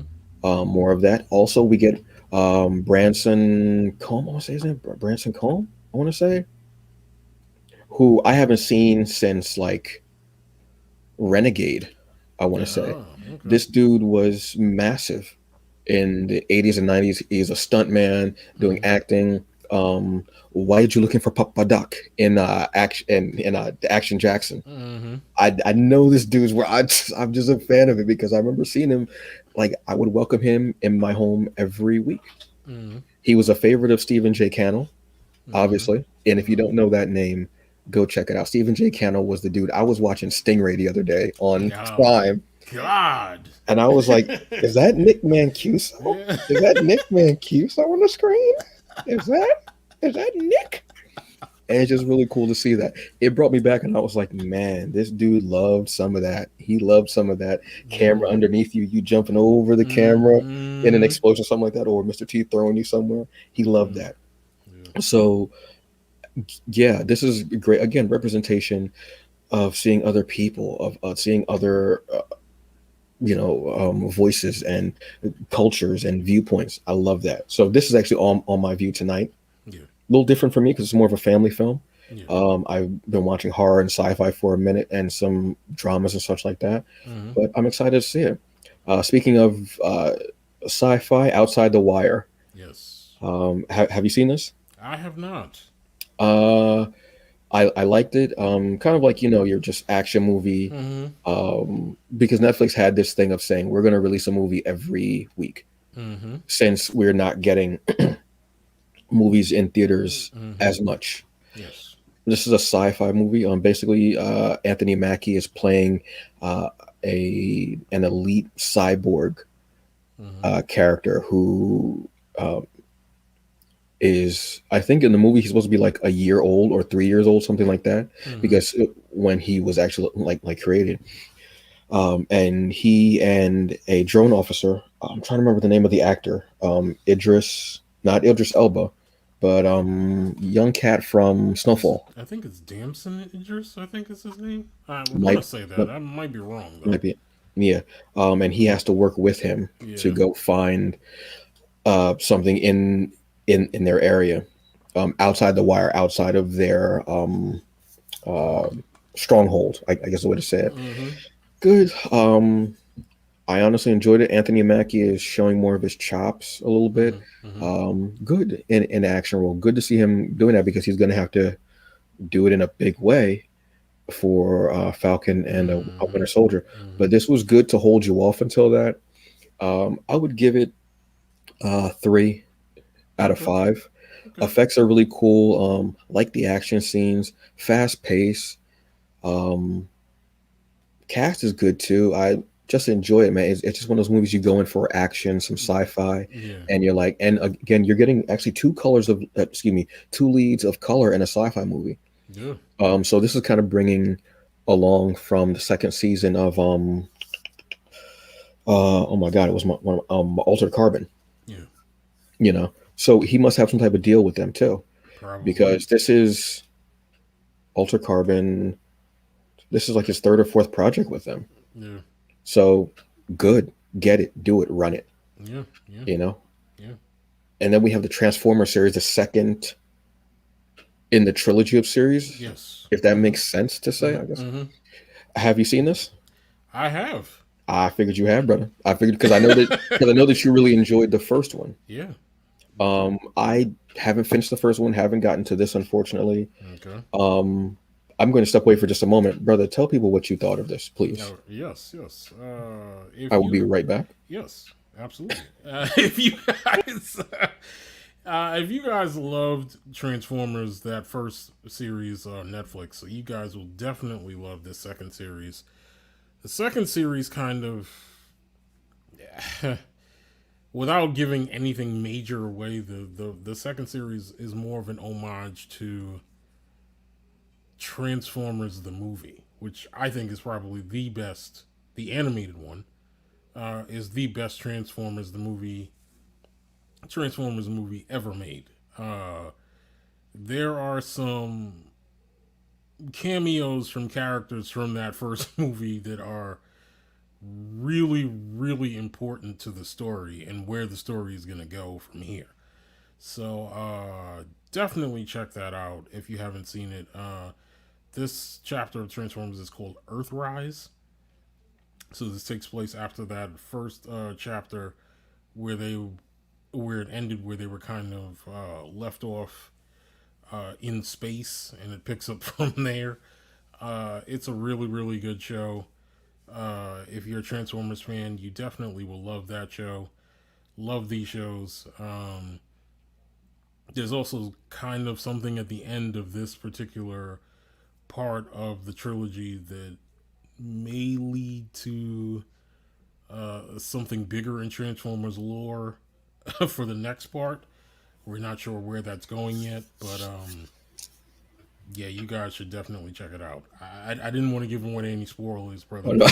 because you haven't seen it, I have and not, and unfortunately. I'm telling you that second part.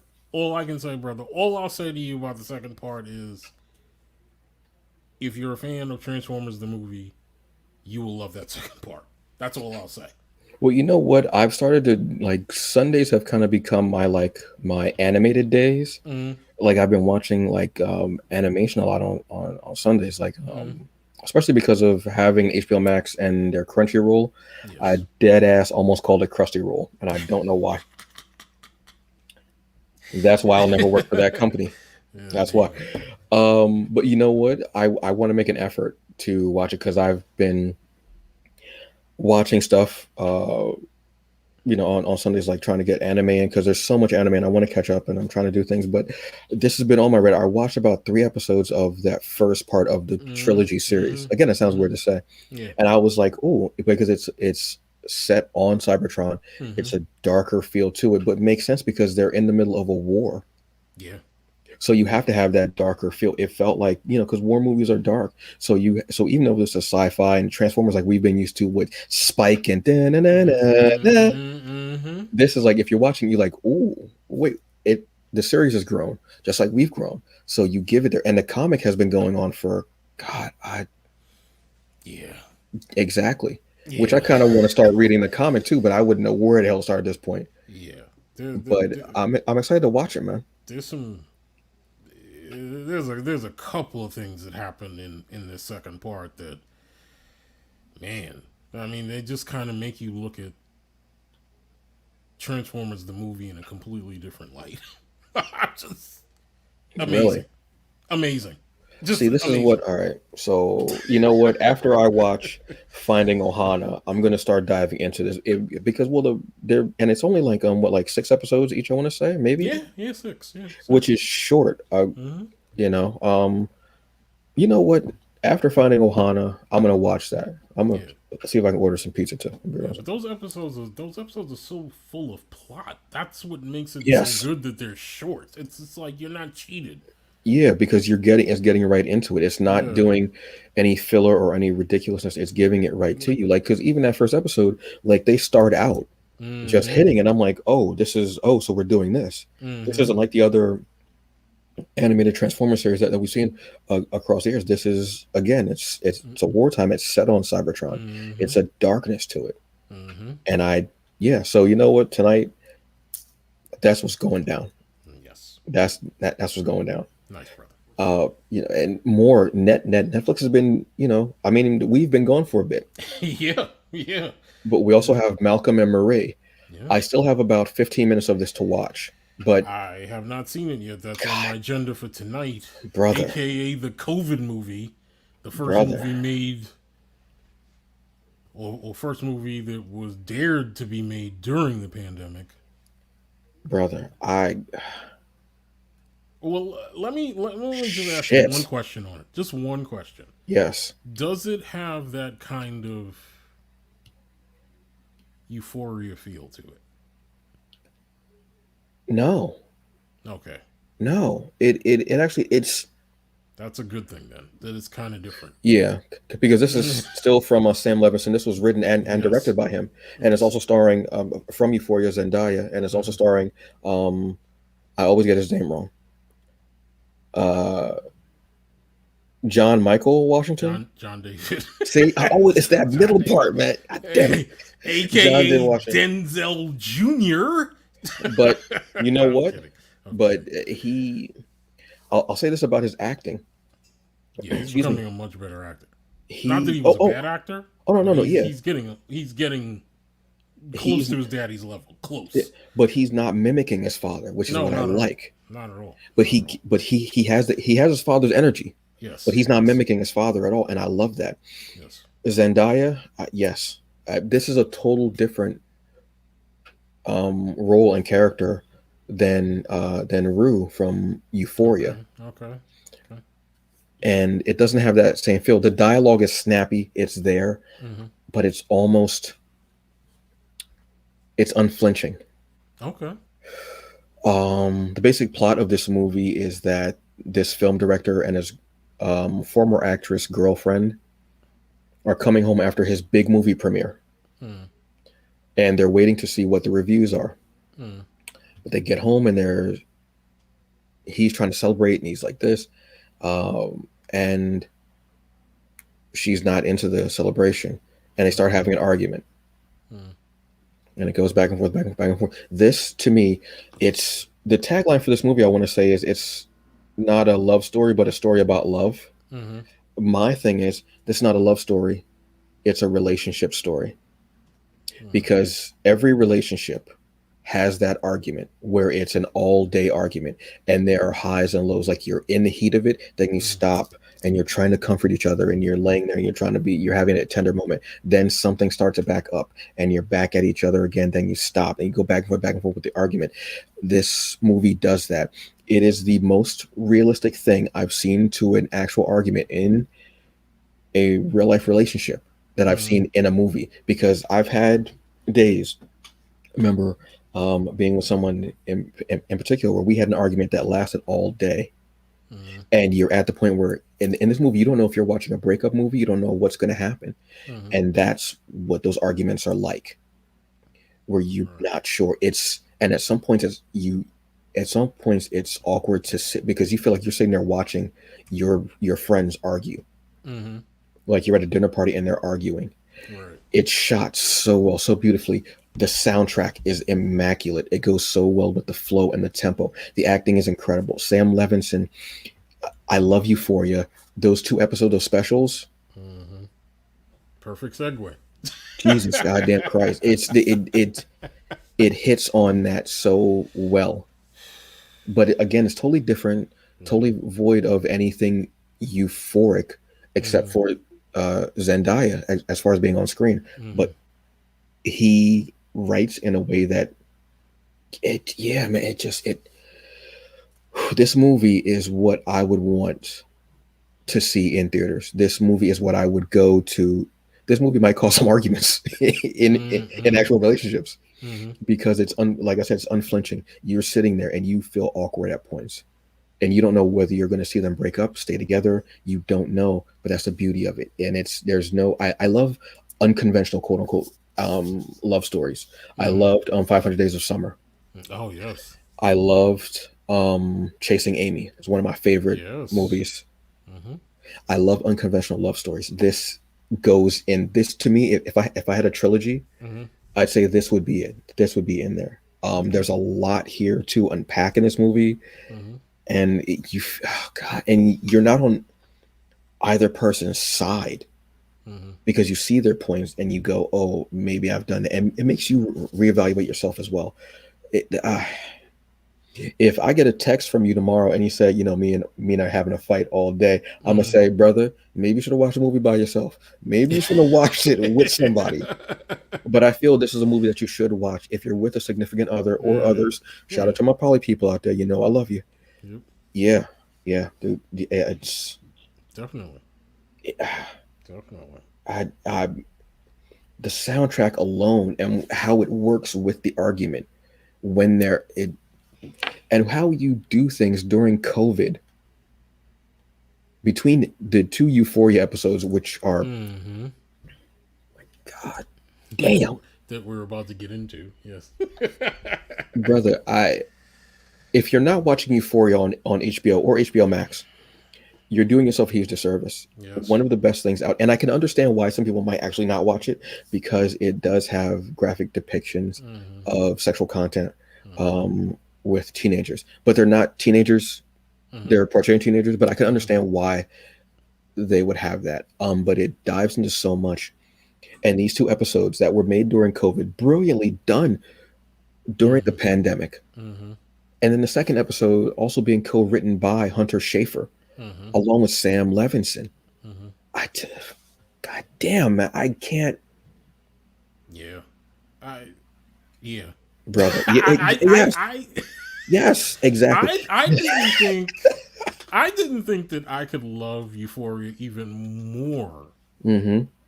until I watched these two special episodes that they released during the. I mean, the first one was right before the holidays, and then the second one was after. And I think after I watched the Hunter Schafer episode, Mm-hmm. it just made me kind of say, and I said it out loud. I was like, this. I don't understand how a show can have this, because Exactly. it's not a one off episode at all. What it is, it's one off in the sense that we don't know when a full season of the second season is coming Right. yet. But what these two episodes together kind of do is gives you more dimension on the first season and almost encourages you to go and watch it if you haven't seen the first season yet. Mm-hmm. Or if you've seen the first season yet, go back and watch it through the lens of seeing these two episodes now. Right. Like Especially it through the eyes of Jules. yeah, it's you know Yeah. what Euphoria is for me? Euphoria is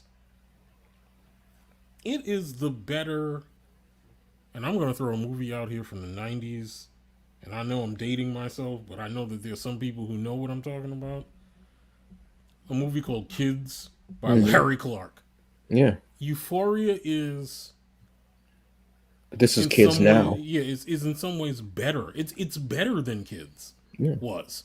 Like it's, and I didn't think that was possible. Like Kids at the time was a very controversial and unflinching movie when it was released. That's the movie that gives you Rosario Dawson, because no one Yeah. knew who Rosario Dawson was Mm-hmm. before Kids. And Chloe Sevigny too. Nobody knew who Chloe Yeah, that's right. Sevigny was Yeah. either. Yeah, that's right. But yeah, I didn't think you could get something as controversial, as unflinching, as in your face as Kids until I watched Euphoria. Mm-hmm. And Euphoria is all of that and more. Like Mm-hmm. to me, Euphoria has made. I mean, I knew who Zendaya was before that, Mm-hmm. but to me, Euphoria has made Zendaya a full fledged star. I don't care what anybody says. Like Mm-hmm. she has got some insane talent, like Yeah. just insane talent Mm-hmm. for her age. Like We will be doing an episode of just Euphoria. We honestly will be doing I an episode. it leaves me speechless Yeah. watching it. I can't believe that there's a show that's this well written Yeah. about the teenage element of today. And I think a lot of it is that we don't really understand the way that they think, Mm-hmm. right? But in some ways, I feel like Euphoria does a very good job of boiling down all the misconceptions that we have of them into something that we can understand. Yeah. And it's not that much different than when we were growing up as kids. It's not. I think what it is that the world has become much more different than it was than Well, we were yeah. growing up. Because kids are going to be kids. I had this conversation with a friend of mine once, and she was talking about her son, and she was like, "Oh, my son just keep doing dumb stuff." And I was like, Right, "Don't." I mean, you're a parent, so you're not gonna want your kid to do dumb stuff, what right, have you. right. But I was like, think about the dumb stuff that we did. We just didn't have cell phones and all the stuff where it could be captured and stuff like Exactly. that. Because I'll be honest with you, there's some stuff I did that I should have died. I should have straight up died. Yeah, yeah, And yeah. I look back and I go, I did that. Wow. And I'm talking to her and I'm like, yeah, it's just a different age. We're able to capture more and people want to do things more for attention, Yeah. stuff like that. And I And think that's it. the level of immediate repercussion is different Oh now than yeah, it was definitely. when we Yeah. came up. Yeah. You know what I mean? Because you're doing it live. Right. They're seeing it right then and there. You know what Right. I mean? Right. But this show does such a great job of ticking all the boxes. You have some humor, some dark Mm-hmm. humor as well. Mm-hmm. You have tension, you have drama, you have some thriller aspects in there. Like I've said, there are moments where it plays almost like a murder mystery, but there's no murder, Mm-hmm. and Mm-hmm. there's always this little like twist. I actually hate that word now, but it's kind of like a little twist at the end where you're like, Mm-hmm. oh, and you're seeing and it ties the whole episode together in a nice little package, but not like how you used to get that in like a sitcom or something like that, Yeah, yeah, where all the yeah. problems are solved. No, no, no, no, no. Yeah. You just go to the next episode, and these specials, seeing it from both perspectives Yeah. in the relationship, and Yes. them almost acknowledging that they weren't seeing it from that person's perspective really, and then the acting, and even with the actually, it's almost like the social distancing actually made it a bit more interesting because you went, how are you going to get around this, Mm-hmm. and the way they did it. um the first episode, what's the brother's name? Coleman Domingo, who is Yes, phenomenal as her sponsor in he the did show. so well because you see his back when he goes outside to talk to his son. Yes. And I'm sitting, I'm like, that's, yeah, because you're able to mine more out of these characters that were kind of in the background. But I found with this series, nobody's really in the background because eventually your story is going to be told. Mm-hmm. Mm-hmm. And you get that more from him while Zendaya is inside and she's listening to her iPod Mm-hmm. or phone. I can't remember what it is. Mm-hmm. And then the second episode hit harder for me Mm-hmm. because it was also co-written by Hunter Schafer, Mm-hmm. who plays the character of Jules. Mm-hmm. And you're getting this perspective and all these little details, little nuances that I never would have thought of because I'm cisgendered, Mm-hmm. where Jules and also Hunter Schafer are trans. Mm-hmm. And when they talk about there's the chip that's in her arm, I didn't know Mm-hmm. that was a thing. I had no idea because I the didn't know either. yeah, because the episode I'm thinking like once Jules started talking about, I think I want to get off my hormones, Mm-hmm. and my first thought was, oh, the change that the body will go through. Mm-hmm. I'm thinking about the changes going to that the body's going to go through in reverse Mm-hmm. and going through puberty. And then when Jules started talking about puberty and how she was afraid of it and how like all these little details that you could only get, excuse me, from someone who Yeah. is transitioning or someone who's done an incredible amount of research in Yeah. transitioning, the little things like that. And I'm thinking about it, and then when you see when they were talking to Shy Guy, I can't remember, I'm trying to remember, Nate basically, Yeah. Nate. Yeah. and you don't know that Jules is talking to Mm-hmm. Nate, she doesn't Mm-hmm. know. Mm-hmm. But then when she's imagining Shy Guy, we're seeing Nate because we know now that Nate, oh, spoiler alert, we're knowing now that Yeah. Nate is that. Yeah. But you're not, it's just so well done. There's Yeah. so Yeah. many little pieces Yeah. that fit so well together. This series, we have to do an episode for Euphoria alone. I will gladly go back and rewatch that season. Yeah. Yeah. And I mean, I love that they did these two episodes from, you know, Jules, Jules Rue. and Rue's perspectives Yeah. because I mean, I'll be honest, I'm rooting for both Jules and Rue, but I Yeah. feel like there's part of me there's this part of me that just is with Rue in particular. There's this part of me that's like rooting for her, but also kind of scolding her at the same time. Like, come on, Rue, like you know better. You know better. You know what I mean? Like you know Yeah. better. And then I think in some ways it's hard. It's hard as a viewer to kind of keep an open mind to Rue's story just being Rue's part of the Yeah. story. You know what I mean? Like you've taken everything that Rue is telling you almost for gospel in some way, and then for them to kind of present Jules' view of the Hmm. same events, it literally forces you back into reality about what's going on. You know what I mean? Well, that's the beauty of the series because in a relationship, and I was actually Yeah. having a relationship discussion yesterday. Not Mm. as far as myself, I, just with someone. Let's get that shit straight. gotta clear that up. Got to. And I'm saying because again, I'm 43 now. Right. My mind is more set. I have to look at things balanced, whether it's geekdom, fandom, or in life. Mm-hmm. Mm-hmm. And I'm looking at it, I'm like, in this relate in the series, we only get that one perspective. Yeah. Yeah. So Yeah. that's why we see everything through, and we see her making mistakes, and but we have to realize that she's still a child. The character Rue is Yeah. still a child, so she's going to make Yeah. those mistakes. She's going to try and do better. But she's a teenager. She's in high school. She just Mm-hmm. got out of rehab. Mm-hmm. Her feelings are changing, and she doesn't. She's trying to navigate that as well. Mm-hmm. We're watching it through her eyes, so we're saying, "Oh yeah, we root her, what have you," and then we see Jules, and we see this is what Jules is going through. Jules is Yeah. going through a lot as well. Attempted suicide, being locked up in that Yeah. Yeah. facility, Yeah.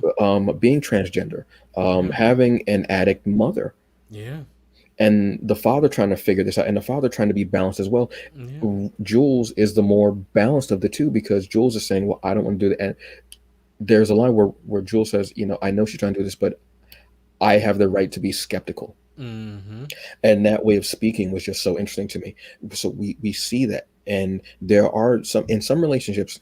I mean, aside from ones where there's obviously like abuse and such like, and such like that going gaslighting. Sometimes it's just your interests don't align. It's Yeah. not that this person was bad or you were bad or what have you. Sometimes your interests don't align. There's no overlap, and Mm-hmm. it's disjointed, so you don't fit together, and Right. that's okay. That happens. It's Right. okay. Right. It hurts, yes, of course it does. It hurts, but then you go to the next relationship, hopefully, and things align more. That's Mm-hmm. what's happening with them. It's also the fact that they're teenagers and they don't have that maturity to have those discussions, Mm-hmm. especially Rue, because Rue is so self-destructive and so afraid. Mm-hmm. So it makes sense that these things are happening to them because they're trying to navigate not only this relationship but Yeah. themselves and their lives and everything that's going on around them. Yeah. Yeah. You know what Yeah. I mean? So I'm rooting for them both, but I know if they do get together, it's going to be a hard journey. They may Mm-hmm. not stay together. Mm-hmm. You know what I True. mean? So I'm True. seeing them both as I'm seeing both sides of it, and I love seeing both perspectives of it because the only people who know what happened in an argument are them and the walls. Mm-hmm. It's as I said, there are two different sides. There are three different sides. There's yours, there's the other person, and then there's the truth. Yeah. And that's what it is. And that's when did I become mature? When the fuck did this shit happen? The fuck? Somebody get me a juice box. Now I feel comfortable saying all this mature grown man stuff. What's going on with this? But that's how I feel about the situation, and it really it does make you. Levinson does a great thing with relationships, Mm-hmm. from what I'm seeing, and how he's able because again, in in Malcolm and Marie, your allegiance shifts between the two. You're like, oh, this got a point. They've got a point. They've got a point, and then Mm-hmm. you go, they're not. They both do toxic things in a Mm-hmm. sense. They both love each other, but even sometimes in toxic relationships, this is going to sound weird as hell too. But again, it it works for them. Mm-hmm. It's Yeah. Yeah. I know what you mean. it's just relationships are a very deep, very it's something that I've been thinking about for the last couple of years. Relationships are very deep, and this is a great mirror to hold up to people's relationships. Yeah. If people Yeah. don't understand what you and someone else are going through, Yeah. honestly. Yeah. Yeah. So we're switching uh, from everything Zendaya and Sam Levinson Yeah. to One Night in Miami. This is on Amazon Prime. Mm-hmm. This was a play, which I didn't realize. Mm-hmm. I told her a little bit about it. This tells a story of the night that Cassius Clay. He starts out the movie as Cassius Clay. And Mm-hmm. towards the end, he becomes Muhammad Ali. Mm-hmm. Um, where Cassius Clay wins the heavyweight championship, Mm-hmm. and in Miami, and it's a night of himself, Sam Cooke, Mm-hmm. Jim Brown, Mm-hmm. and Malcolm X get together, and they have this incredible discussion about blackness and what you're doing with your blackness. And and how are you helping? How are you not helping? This was another unflinching movie, and Regina King Hmm. put it down. Have you seen this, brother? I have seen it, brother. I A have. phenomenal film. Shout out to uh, Aldous Hodge, who played Jim Brown, Yeah. Ben Adair King, Yes, I think so. I think who that's it. played Malcolm X, Mm-hmm. Leslie Odom Jr., who played Sam Cooke. Ooh, Mm-hmm. damn. Mm-hmm. Ooh, that brother put it down. And Mm-hmm. oh my goodness, the young brother who played Cassius Clay / Muhammad Ali, he was also in the 100. I'm trying to remember his name. Mm. Eli. Let me look it up real quick Yeah. because he's the one that I'm the least familiar with. Unfortunately, I think Mm-hmm. he's actually the youngest out of all of them too. Yeah. This movie, movies like this can hit me because it's like traveling back in time. You know what's going to happen to these characters, and you want to warn them. Mm-hmm. And they look like they're feeling, you know what, this is going to happen. Oh, a change is going to come and change. And you go, Sam, don't trust. And when Sam mentions, oh, well, uh, Womack, and I was like, shit. God, if you know, you know. I'm not going to look up the character, research it. Yeah. When he says Bobby Womack's name, I'm like, oh shit, man. Sam, don't Yeah. trust this cat. And Yeah. then the opening scene with Jim Brown and amazingly cast, very swervish casting of Bo Bridges, because we Mm-hmm. love the Bridges family. We love them. They're Mm-hmm. wholesome as hell. And then when he says that line, and he was like, "What?" Yeah. Oh my God, this movie hits you in a way. Everything with Malcolm when he's looking out the window, and you like, Malcolm, don't go that night. Don't go, Malcolm. Please don't go. Mm-hmm. Mm-hmm. I don't. Brother, go ahead. I need a minute. I'm gonna be real with you. I need this that movie. I also want to look up this young cat's name. Yeah. I mean, it's really good, and again, it Regina King is just Hmm. she's just been on this unconscious role. It's like when you finally let her be the fullest self that she is. You know what I mean? And she knocks it. Oh, the young brother's name is Eli Gorey. Yes. Eli Gorey. Yes. You get what you get in a movie like One Night in Miami. You get what you get when you let her be the lead of a show like Watchmen. You get what you get Hmm. when you allow her to be in um If Beale Street Could Talk. You get what you Oh get. yeah. You get what you get for years that she was on Southland. Hmm. She is just so ridiculously talented. And shout out to Amazon for allowing her,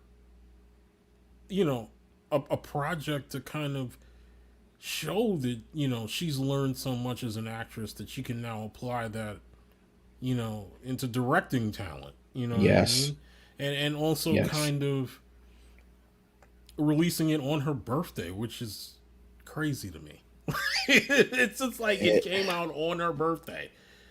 Um, well deserved. I mean, shit. yeah, I mean, She gave us a gift, and that was their gift to her. Shit. yeah, I mean, fuck. yeah, yeah. Yeah, this is a movie that people should see. I mean, unfortunately, they wouldn't be able to see it in theaters because of everything that's going on. But I would be surprised if she wouldn't at least be nominated for an Oscar for this. Mm. Like it's just there are very few times that you get directors who've never directed before who just kind of get it right that first time. It's And this is no fluke because she's been in the business since yeah, she was a child. I mean, 227. yeah, So she is, when I say student of the game, yes, she is a student of the game. And even though she could she can teach anybody anything. Yeah. She's still learn. I'm sure she's still taking things in and still processing. Yeah. Absolutely. Look, 5 years down the line, Yeah. I see even the larger things for her Oh, because she's absolutely. and that's also knowledge showing, hey, I can do a lot in front of the camera. Yeah, I can do it. Mm-hmm. But behind the scenes, that Mm-hmm. power, being able to put in my Mm-hmm. creative input there, Mm-hmm. that's what's up. Yeah. And being able to Absolutely. do both, Absolutely. this is just yeah, man. It, it's just, but Abs- it's that feeling, man. It's that feeling of, like I said, movies where you're like, no, don't go there. Don't do this. Don't. And you see how hopeful they are. mm-hmm. And you're Mm-hmm. like, but seeing them, like little nuances and little things like that. And even like Aldous Hodge has this great aspect of being able to do drama and comedy. Mm-hmm. And in a dramatic movie like this, and he's not doing it, but it's just how the lines are written and how he's delivering it. He delivers it dramatically, and he does, but it's also this little bit of comic relief in these Mm-hmm. when they first get to the hotel, and he's like, "Well, I've got snacks. I got ice cream. I got Mm-hmm. and vanilla." And Jim Brown is like, "What? I guess I'll take vanilla." Like he doesn't. And even when he's like, "Jim, you know what? You two in the nation Islam," he goes, "Man, I still like white women." Yeah. Like, it's little Yeah. lines like that. And then when you see how Malcolm, I didn't know this, that he was a photographer, and how he speaks about the camera Mm-hmm. is how he speaks about his love of Islam. Mm-hmm. Mm-hmm. And when you see Muhammad Ali, well, Cassius at that point, Mm-hmm. and how excited he is, and when he's like, "Oh, my face, oh man, look at my what happened?" And Mm-hmm. everybody's like, "What happened?" He's like, "Why am I so damn pretty? I don't want Mm-hmm. to," and I'm dying, and I'm like, so spot on. Mm-hmm. Yeah. Yeah. Yeah. Yeah. And we don't know what happened in that room to begin with. We really don't. Mm-hmm. But for them to capture these iconic figures, Mm-hmm. and just seeing where everything went, and they're actually these are arguably maybe not Jim Brown so much because of where he went in the last few years, Mm-hmm. um, but iconically at one point these four could have been on like a Mount Rushmore of black icons, Yeah. Sure. you know, definitely. And yeah, we might have to do a show about just this episode. I mean, of just this movie too. I'll be honest Mm-hmm. with you. I mean, it is Black History Month. Um, we could, damn this. There was just so much material lately that's just been hitting, and it's, Mm-hmm. well, folks. We're probably going to divide this up into two episodes, au- like audio wise, Yeah. honestly, because Yeah. We will. there was a lot to talk about, and we've been Oh, gone for a while, and no there's been doubt. some content Yeah. Yeah. and the deep dive. Like Michael said once before, Mm-hmm. this is what this show is. I mean, yes, it's geekdom, it's fandom, what have you. Yes, we'll talk about sci-fi and comics, stuff like that. Mm-hmm. But we're also gonna deep dive, and there are sometimes where moments take us in movies, and we're like, this scene, this and this and that, what Mm-hmm. have you. Mm-hmm. Um, like yeah. And there's something I didn't even put on this list that we could have went into. I mean, there's Yeah. uh, the little things, Yeah. Little things. Yeah. which yeah, Ma I Rainey's like. Ma Rainey's Black Bottom. Have you watched that? Shit, dude, that's what got me hyped to watch One Night in Miami, because I Yeah. love those movies where it's like Uh-huh. where it's a play, and you can tell that it's a play Mm-hmm. because of how it's done in one room, Mm-hmm. but how beautifully it's done. And that was just, Yeah. I was sweating watching that movie because I felt hot, Yeah. and Yeah. I wanted Chadwick to get through that door. I wanted to Yeah. see what was on the other side of that Yeah. Yeah. goddamn door, Yeah. man. Yeah. Yeah. I Chad wanted, Chadwick is just on a damn, whole. He's just on a whole different level in that film, and you could tell like there's a scene in particular where he really makes you feel it when he's talking about basically when he's talking about dying yeah, in the film, and it's like and knowing what yes, you know you there's a part of me that watched that scene and was thinking, were those his true feelings based on where he was? yeah, You know what I mean? And it's just I'm look, I'm not gonna lie to you. I'm pulling for him to win posthumously as the best actor. He You know deserves what? it. He deserves it for this film. It's unfortunate that it will come in a year probably where there weren't that many movies out there for people to really see. Hmm.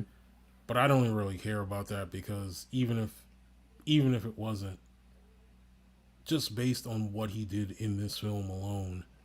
It's still his acting and Yeah, still the role. I mean, you could yeah, have had other movies. Like we could not yeah, have this, absolutely, absolutely. and this still whether it was on Netflix or whether it was in theaters, this Yeah, movie still hits. absolutely. And again, You know what I'm another saying? another project where Coleman Domingo is Ooh, top yes, notch. yes.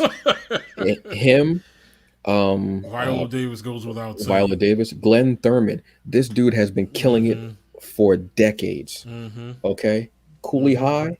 Mm-hmm. Okay, Yeah. even when he was doing a different world, Yeah. because that was my first real Mm-hmm. in the introduction to him. Then I learned this cat has been ever. JD's Revenge. Mm-hmm. Mm-hmm. That I think that was one of the first like black horror movies that I had seen. Yeah. Yeah. Yeah. You know that yeah. So yeah, Yeah. there's so this is what happens. Sometimes we end up just going into a deep dive Yeah. and really going into it, and um, this is one of those episodes where it happened. It's been a while. We've both been doing other like projects. We've been living our lives. We've been working. We haven't even spoken as much like personally, just because we've been so Mm-hmm. busy and such like that. Mm-hmm. So when we get together, this is what we would do. This is what when we would do the other show Mm-hmm. when we used to do Stranger Membrane after a show when we would have our quote unquote executive producers meetings, Mm-hmm. which was just us eating and sitting, drinking and talking about movies. Yes. We would be there for like a few hours. Like we'd be talking on the train, then we get there, we'd eat, we'd be talking, then what have you, Mm. going deep diving with this stuff. This is what we do. This is the conversations that we would have. This is Mm-hmm. no punches pulled, what have you. This is Mm-hmm. this is it. All right. Mm-hmm. So yeah, we will divide this up in the order. The video, enjoy it, just ramp it up. Yes. But Yes. we Yes. will divide this up Yeah. because I know this is a lot of content and such like that. Yeah. But yada yada yada, yakety schmackety, Yeah. whatever.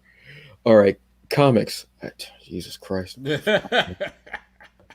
Yeah. dude. Oh my God. Okay. Let's start with this one. I see, brother. You've been reading, brother. I've seen it. I've seen it. Brother, I've had so much to read and so much tea, and my list has gone up. I Mm-hmm. have like, yeah, what? All right, so we have something that is actually from. This is an interesting project, and this made me actually think of doing something also, which would hopefully be kind of fun, kind of awesome, and again, crossover connection, get everybody connected. We're getting the excuse me access guide to the Black comic book community. Mm. This is great. This is coming from Joe Illidge, Okay. who's been an editor for Batman. So he's worked with DC. He's been with Line Forge. He has been with Valiant. He is currently with Heavy Metal, and I believe he's also doing something with the company A Wave Blue World. I want to Mm-hmm. say, Mm-hmm. dude is just he's just everywhere and anywhere that he can be, honestly. And he's one of those guys who's really great. But it's also apparently because Joe actually gave him the credit for this.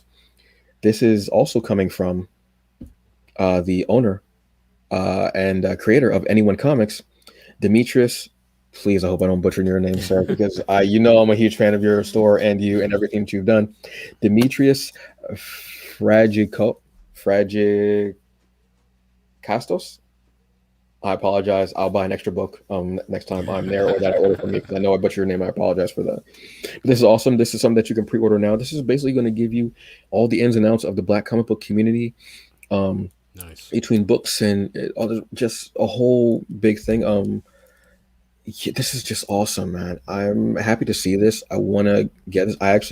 You can actually go to the Anyone Comics website and pre-order it. I believe it's coming either either next week or the week after. I know it's coming out this month though. It's Nice. awesome. I wish I could actually go into the store. honestly thought about going up to New York and going to the store and buying it in person, Mm-hmm. getting him to sign it, seeing if Joe can sign, like if they're going to do something or I don't know. Mm-hmm. A few times I've actually almost come to the city just because I Mm-hmm. wanted some ant pizza. Yeah. I wanted to go to anywhere, just dumb reasons. I hear you, brother. I Just be hear like, you you. know what? I miss that General Cho's that was at that spot I across from Gotham. You know what I'm saying? hear you, brother. Then I found out some restaurants closed, and I was like, shit, man. I found out Yeah, the Heartland Brewery shut down completely, I believe it. and I didn't know that that was like an employee owned place too. I didn't realize that, Yeah, which I hurt mean, more. yeah. The problem with Heartland Brewery is not that they can't do takeout because they can do takeout. Oh yeah, definitely, Probably yeah, where they make their money is with their brewery and their alcohol. yeah, And yeah. when you can't have people inside to eat, you're not That really making any money. yeah. It sucks to hear that because I used to love going there. I used to love going to the Yeah, one um under the Empire State Building yeah, yeah, yeah, because that was the one that I would go to because they had the downstairs. I just go right downstairs, sit right at the bar, yeah, chill, have yeah, their fish and chips, which was, and they did have great beer. yeah, yeah. But yeah, shout out to them for this access. I'm great. Like I said, I'm really grateful that this is coming out, being able to read it. Mm-hmm. I want to buy it. It's for pre-order now. Like I said on the Anyone Comics website. Congratulations, guys. Yeah. Okay, I'm gonna rattle through these comics because goddamn, Yeah. this don't make no damn sense, man. It really don't make no sense. All right, so we have Something is Killing the Children from Boom Studios. Two volumes are out. It's basically what it says. Think of Buffy, but a bit darker. Mm-hmm. Um, there's a there's this monster that's killing these kids in this Midwest town, I want to say. Um, and we get introduced to Erica Slaughter, who is a monster slayer, monster killer. But monsters aren't like you see normally. You have to have this second sight in order to be able to see them. Mm-hmm. You have to almost be like imbued with this ability. And she's part of the House of Slaughter, Mm-hmm. which there are different houses apparently in this organization where they kill monsters, but you're only given a little bit of it in the second volume. Right. It gives you, you know what I could see. Think of Euphoria. Mm-hmm. That I'm just thinking about it now. Shit, think about Euphoria, but a horror Okay. like that. Oh yeah, let let Levinson handle this. If you're Mm-hmm. gonna bring it to something, yeah, definitely give him this. Mm-hmm. Um, it's really awesome, and it is dark. Obviously, from the title, you can tell it is dark. It is gory. It is bloody. You may be triggered by some of it because there are, children are murdered by these monsters. Mm-hmm. But it is an amazing thriller, horror, mystery, noirish feel to it. Art is incredible, amazing. This is from Boom Studios. Like I said, two volumes are out, but I believe they're on issue 14 or 15 just came out, I want to say. Check this out. We have Abbott, 1973. This is the follow-up series to Abbott, which came out a few years ago. This series takes place a year later. Abbott is a professional reporter that works for a paper. She's a black woman in the 1970s who is a reporter and who is also I'm trying to remember if she's bi or if she's lesbian, but she is LGBTQ.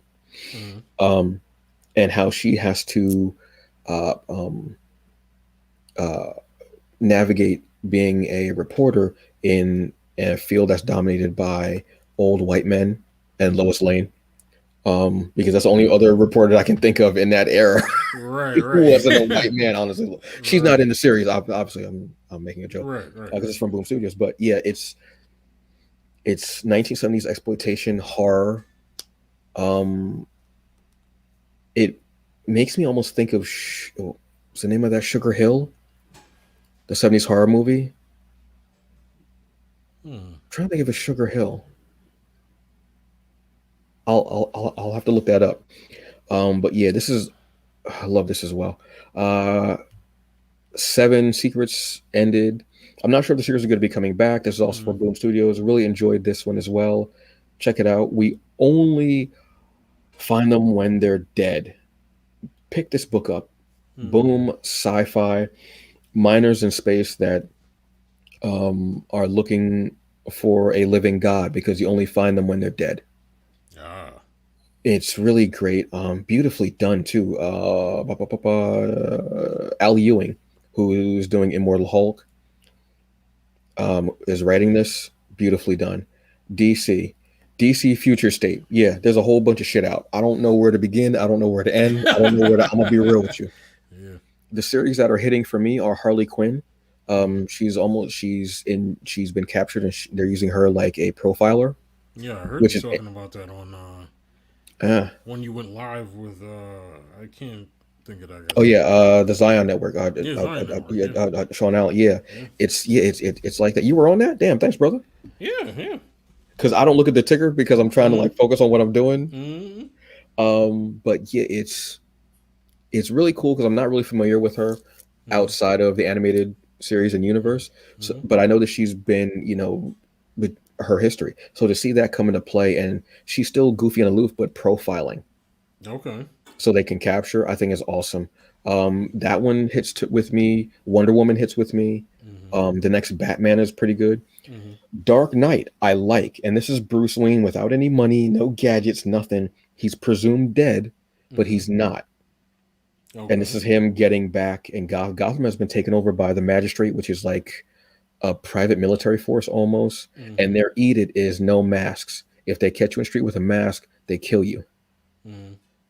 So this is Gotham being dirtier than Gotham normally is, Mm-hmm. if that's at all possible. Okay. I like this though. I'm not gonna lie. I like this Bruce Wayne Okay. because he ain't got shit. He got shit. Like literally, he has no house, no money, nothing. He has Wow. nothing. Okay. And it's interesting to see how he even like his thought process in this. Like that's one of the things I have liked about Batman comics when I have read them is his thought process when he has the inner monologue while the action is taking place. It's Mm-hmm. very interesting to me. But it's usually the fans that ruin things like that. Again, my rant at the end. You'll find out what I'm talking about. Mm-hmm. So this is actually really good. I liked it. I have to read Aquaman, Okay. which is being written by Brandon Thomas, who's one of my favorite writers. He's Mm-hmm. also wrote a little thing for a series, The Outsiders, because this Okay. is like set in the future tense, kind of like Mm-hmm. Superman of Metropolis is interesting because it's Superman's son, John Kent. They aged him Mm-hmm. and he's a Superman. But in his first issue, he fucks up royally.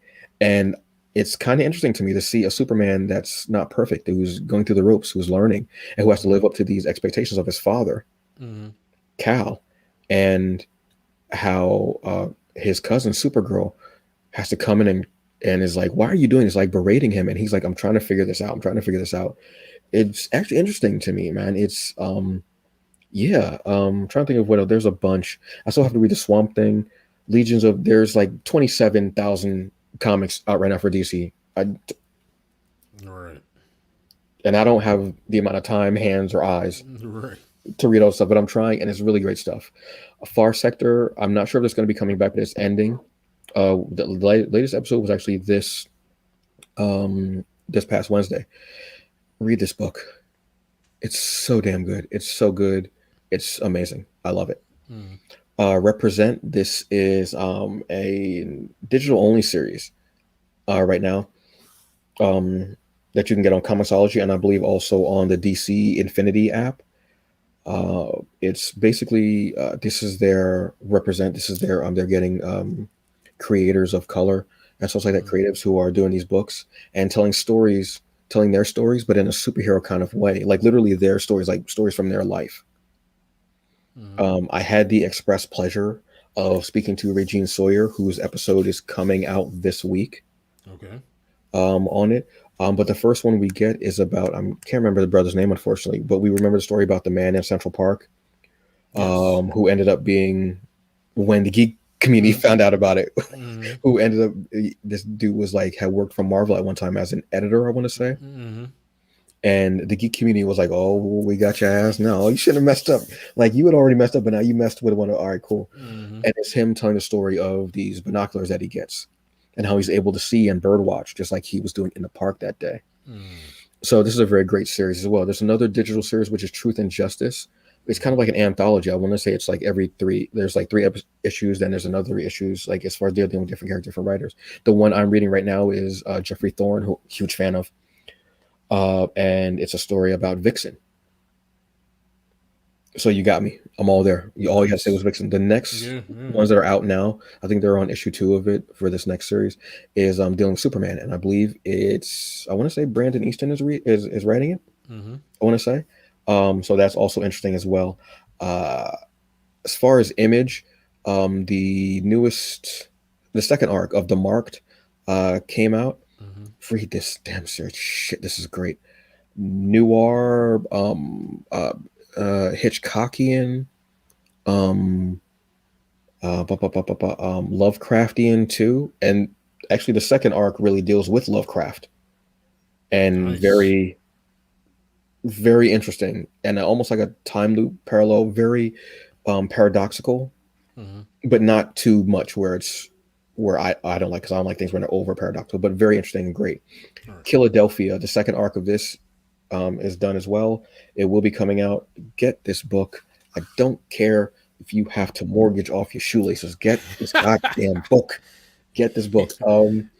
Incredible. Vampires in Philly, modern day, deals a lot with history. John Adams, slavery, how horror and race and the have and have nots can play and mix together in those times and in modern day times in Philly. Wonderfully written by Rodney Barnes and art by Jason Lewis Alexander. Possibly getting his name wrong. I'm having trouble with people who have who have two or three first names. Mm. Apparently, yeah, and Marvel Shang-Chi. That holy shit. The Shang-Chi miniseries finished. Great. Oh my god, loved it. If the Mm. movie's anything like that, I'm down with it. Then he's got a new ongoing series called The Legend of Shang-Chi, where he has to get back this accursed sword. The miniseries deals with him and his family. Mm. This one deals with this accursed sword that he's doing as far as like this first arc, and they introduce Lady Deathstrike outside of a Wolverine or X-Men story. Mm-hmm. Dope, dope, love it. Primarily uh, uh, Asian creative team as well, which I love. I enjoy that representation. I'm getting it in. Yeah, get this. It's just I read it and I was like, this is so much fun. And it's a character I'm not overly familiar with, Mm-hmm. which I think makes it more fun for me because I'm Yeah. into it, and so it also makes me more excited for when the movie comes out. Because obviously this ties into the movie, Yeah. not story wise, but just like character wise. But Mm. I honestly want to see this movie too. I wouldn't mind if it was like an MCU series. I wouldn't be mad at that at all. Mm. Mm-hmm. Or if they tied it to like Agents of Atlas, Yeah. or Arrow, AERO, not Arrow as far as Mm. Mm. other Arrow. But that's it for comics. I mean, not that's it, but that's all I could have the strength for, folks. I'm gonna be real with you. DC Future is breaking me for Yeah. real. But that's pretty much what was going on as far as, I mean, there's more, but that's what Mm-hmm. was going on for that as. But let me get to this. God damn it! All right, I'm not gonna lose my top or anything like that. I'm not gonna do what I normally would have done. Mm. But I'm gonna have a rant about this and the elitism that's going on in the nerd geek community. Okay, so people consume stories in different ways. Some people, oh, I love that. I've heard a lot of people say that Wanda, and this spurned for, excuse me, this was started with the whole sparked was a better word, excuse me, sparked from WandaVision in episode 4. Mm-hmm. Before that, people were saying, "Oh, this is very Lynchian. I'm feeling like a David Lynch vibe." Okay, cool. Some people were like, "Yeah, it's like Twin Peaks." I'm like, okay. I didn't like Twin Peaks. I was like, I can't Mm. take these white people doing this weird shit. I can't Mm. fucking take this. Mm. Even though I love me some Kyle MacLachlan, give me Dune all day. Mm. Give me Dune and Portlandia all day. I'm Mm-hmm. cool. So I'm seeing a lot of this elitism, snobism, what have you. Like, oh, I don't understand how people are saying this show is slow. They're not listening. They're not understanding. Not everything. Okay, not everyone consumes stories the same way. Not everyone is here for these in-depth stories. Some people want to see, when they think of comic books and they know the MCU, they want action. They want this because that's what they've seen. So it's not their fault. It's nobody's fault. It's just people consume stories in different way. We have to understand that because us having that way of thinking is gatekeeping in another form, and that's what we're trying to be against. because we get mad at it when fanboys do it for other stuff. But that's what you're doing with WandaVision. Now, the show was great. We sang the praises earlier, but I also have to see the other side of it. Not everyone gets it. Not everyone has that mental capacity, and that's not throwing shade. It's just everyone has different mental capacity for things. That's the reality of the situation. And regardless of what the circumstances are for that capacity, people have different. People take in stories differently. So stop saying, that people had to be spoon fed. No, they weren't spoon fed. It's just that episode, episode four, goes more into modern day and is more in continuity with what they're used to. We're doing something. Excuse me, and Disney and Marvel is doing something different with the MCU. They're going in a whole different direction. And as exciting and wonderful as it is, we also have to remember some people don't know the comics. Some people don't know this. So they're taking it in a different way. So don't look down on them or shame them because they were spoon fed. And also think about it like this: episode four is the first thing we've gotten really in the MCU where it focused on a black woman. And we get to see her seconds, literally seconds, as she's being brought back from the blip. She's being brought back in one of the most chaotic places you could think of to bring someone back, in a hospital. She has to deal with the fact that she's been gone for 5 years. Her mother died 3 years before that. Mm-hmm. Everyone in the hospital doesn't want to answer her questions because they're trying to deal with all these people all of a sudden reappearing, as well as the patients that they have that could be dying in surgery right now.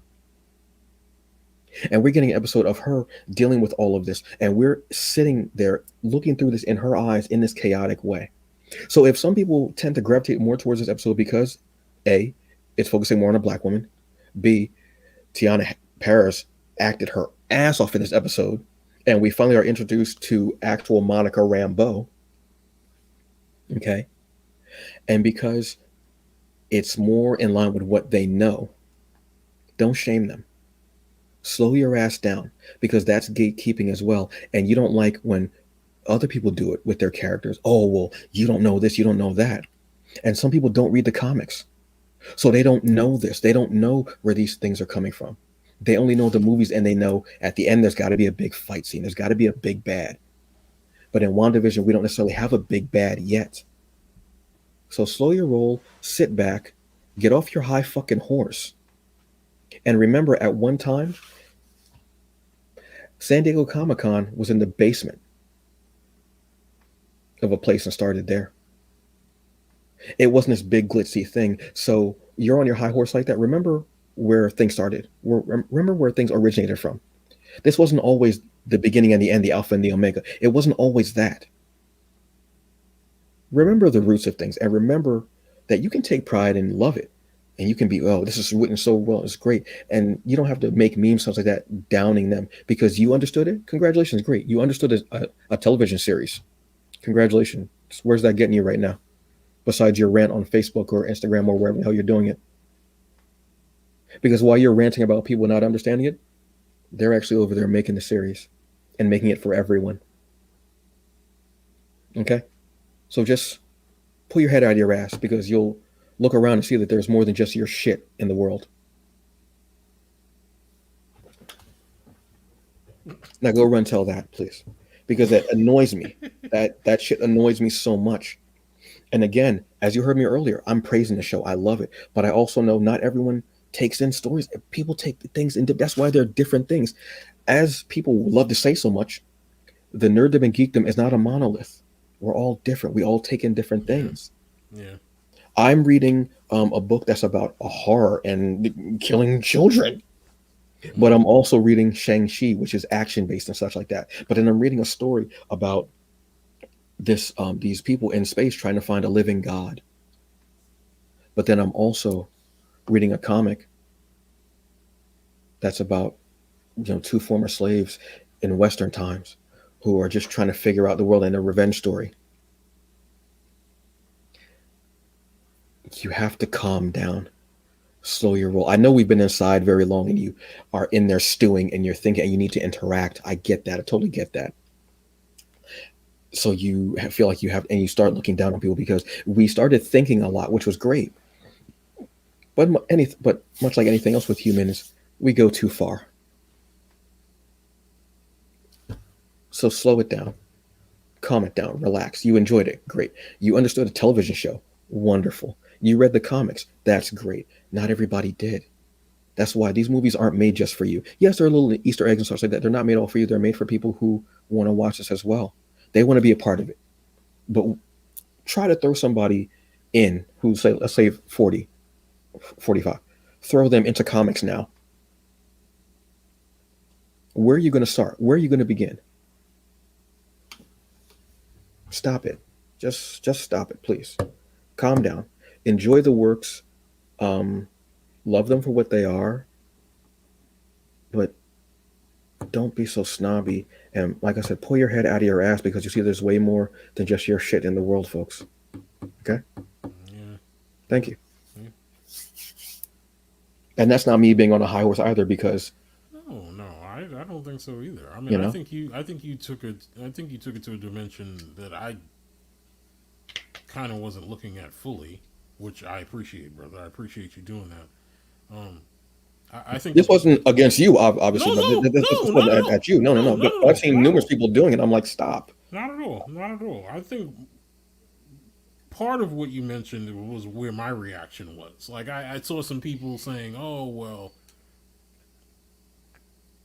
that they were that they, for more or less, were used to binging shows like this, Yes, and yes, they had a yes. problem with Disney releasing one episode a week. But Disney told you this from the beginning that this is what they were going to do. Like they gave you those first two episodes because the only reason why they deviated from that with the first two episodes of WandaVision is because they had to hook you Yeah, for what was exactly. coming after.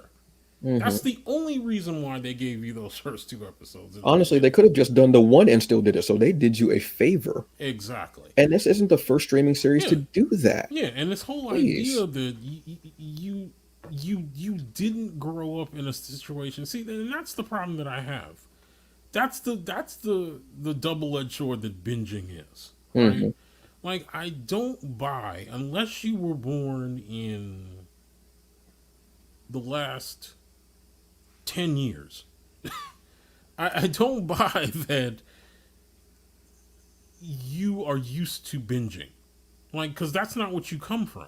You don't come from binging. Yes. You come from one episode a week, and then when binging came, it almost blew your mind when that happened.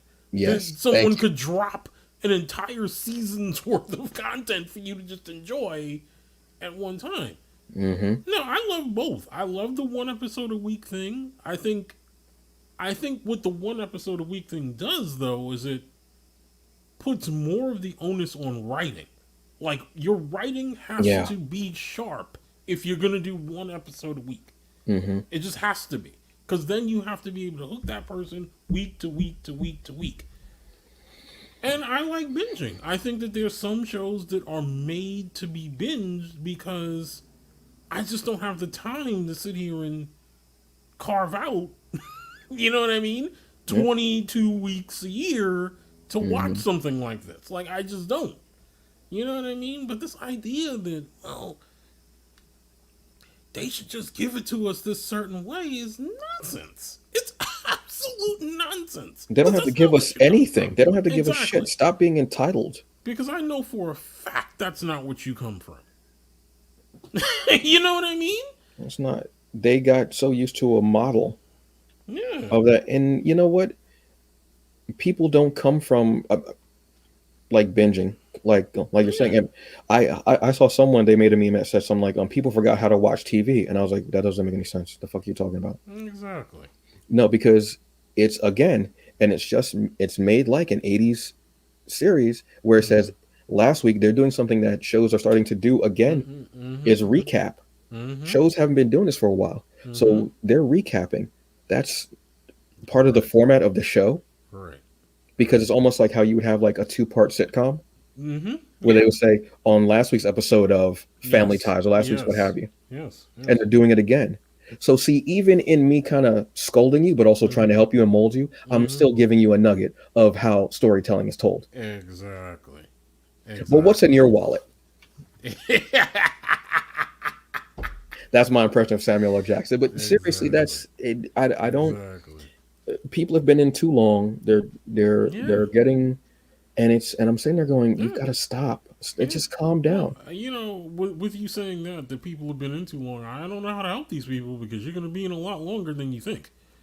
And it's just going to be You know what I mean? it's just going to be there. And I understand, again, I understand they want him to interact with people online Mm-hmm. and stuff like that, whatever. But Yeah. calm down. Yeah. So they were spoon fed something. They weren't spoon fed. They changed the MCU around totally. This Yes. one series in Mm-hmm. 4 episodes completely turned the MCU on its tail. No, no, five. Excuse me, 5 episodes now. But in 4 episodes, Mm-hmm. at that episode, they did, Mm-hmm. and they told you what happens to someone when they come back. There was a lot that happened in that one scene where Monica came back. Yeah, because There was so much. those were questions that hung out there while we were watching and post us seeing Endgame. Like, okay, Endgame has set up all of these new rules that we don't. It's not that we don't understand them; it's that we don't see them Hmm. necessarily during Endgame. Like, Right. what happens when someone who's been gone for 5 years? What happens when they come back? Hmm. You know what I mean? Like, Like literally, what happens because we only got to see like that support group really, or Far From Home, exactly, and how they exactly. dealt with schools. But still did answer questions. Yeah, But it was great to see that support group, yeah. and it was great to see um, in school to see how they reacted to it. Mm-hmm. You know, when well, I'm 3 years older now, so how's that working out? And not just how the school handled it, but also how do teens handle it when you had a crush on somebody and stuff like that. I mean, let's be honest, you know what I mean? Mm-hmm. So for them to do it exactly, boom, and for her to immediately be hit with the time difference. Her mother has died. Mm-hmm. Everyone has moved on. The Mm-hmm. world has friggin' changed. Mm-hmm. Okay, um, uh, uh, you know, Cap isn't around anymore the way you think he's around anymore. Mm-hmm. All this stuff has changed, and all this stuff that we've learned. Mm-hmm. So people weren't spoon fed; they were just giving something that was closer to the MCU build and construct that they've been given Yes. for over 10 years and Exactly. over 20 movies. So Exactly. just calm down. Yeah. Seriously. Yeah. Relax. Just, Relax. you have to. This is Yeah. why I have a love hate relationship with the nerd geek community Mm-hmm. because of things like this. Mm-hmm. Y'all need to, I just, yeah. Yeah. It's that power check that the geek community needs to get. Like, yes, you've amassed a lot of power. Like, you can now talk back and say the things that you disagree with, and yes, studios, creators, actors, Hmm. they are to a certain extent listening, right? Yeah. But don't think, and I say this all the time, don't think you've created any of these companies because you haven't. No. You've helped them get where they are, yes, but you didn't come up with the nugget or central idea and then it blew up from there. That's not what happened. Exactly. You know what I mean? That's not what You didn't, happened. yeah, exactly. You didn't create this. You are a fan, you are part of the fan base, you helped it Yeah. grow and flourish. Of course, yes, you did, obviously. But Yes. you have to like just step back for a second Yeah. and stop but it's the fact of, yeah, they have that power, and also thinking, oh well, you know what, finally all those years of me reading comic books and people saying this and that and whatever, now I Mm-hmm. have the knowledge that they want, so they're coming and asking me for stuff. They're asking you about comics. Calm down. Mm-hmm. Calm down. It's not Mm-hmm. like they're asking you, hey, how can I get more from my taxes? How can I buy a home with a low equity rate? Exactly. What's Exactly. escrow? They're not Exactly. asking you that. What's the difference between Exactly. escrow and escargot? They're not asking you that. Calm Exactly. down, Should please. I dump that GameStop Exactly. GameStop stock or no? Exactly. Exactly. Exactly.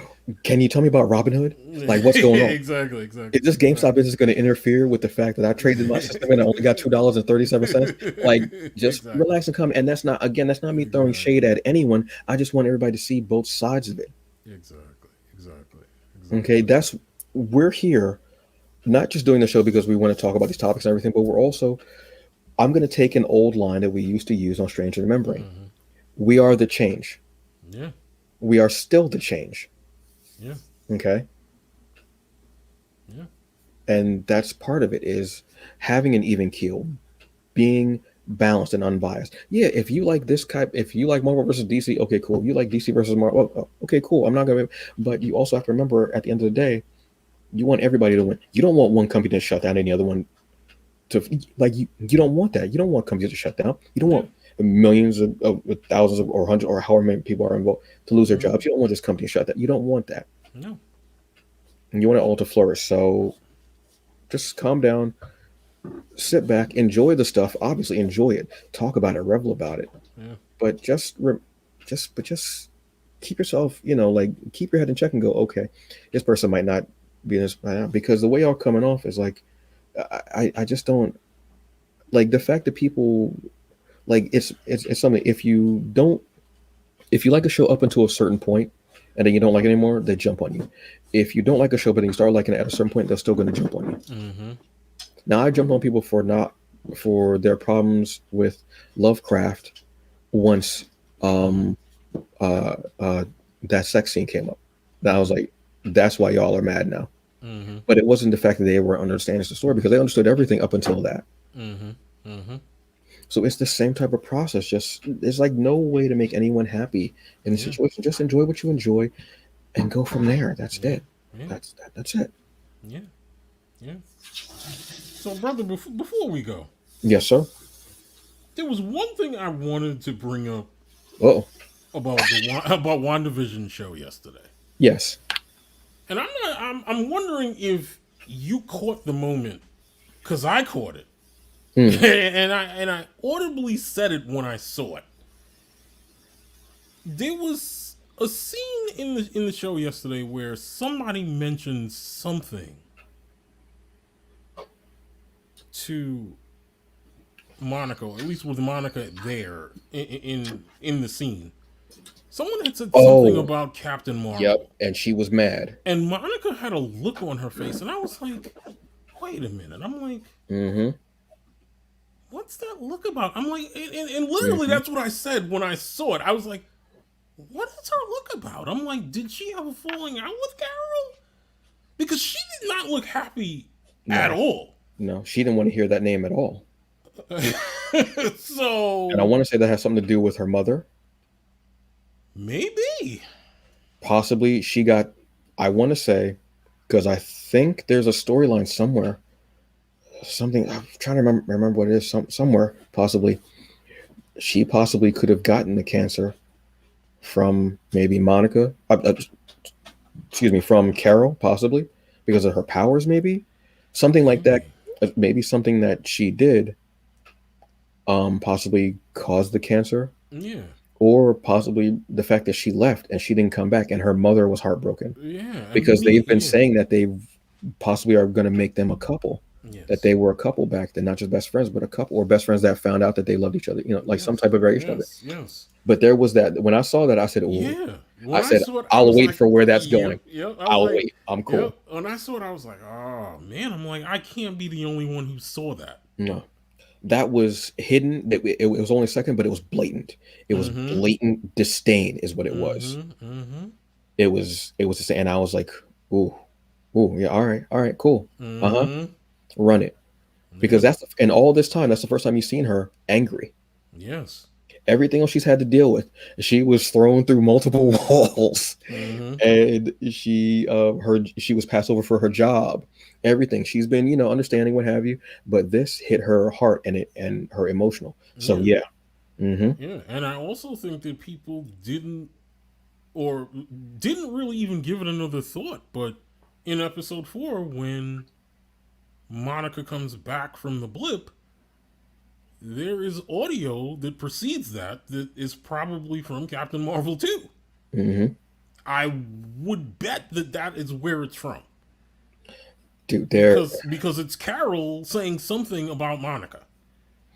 they are breadcrumbs. That's again world building seeds Yep. for the next story, Yep. seed for what's later because and MCU is notorious for this. They'll use a 3-second clip Mm-hmm.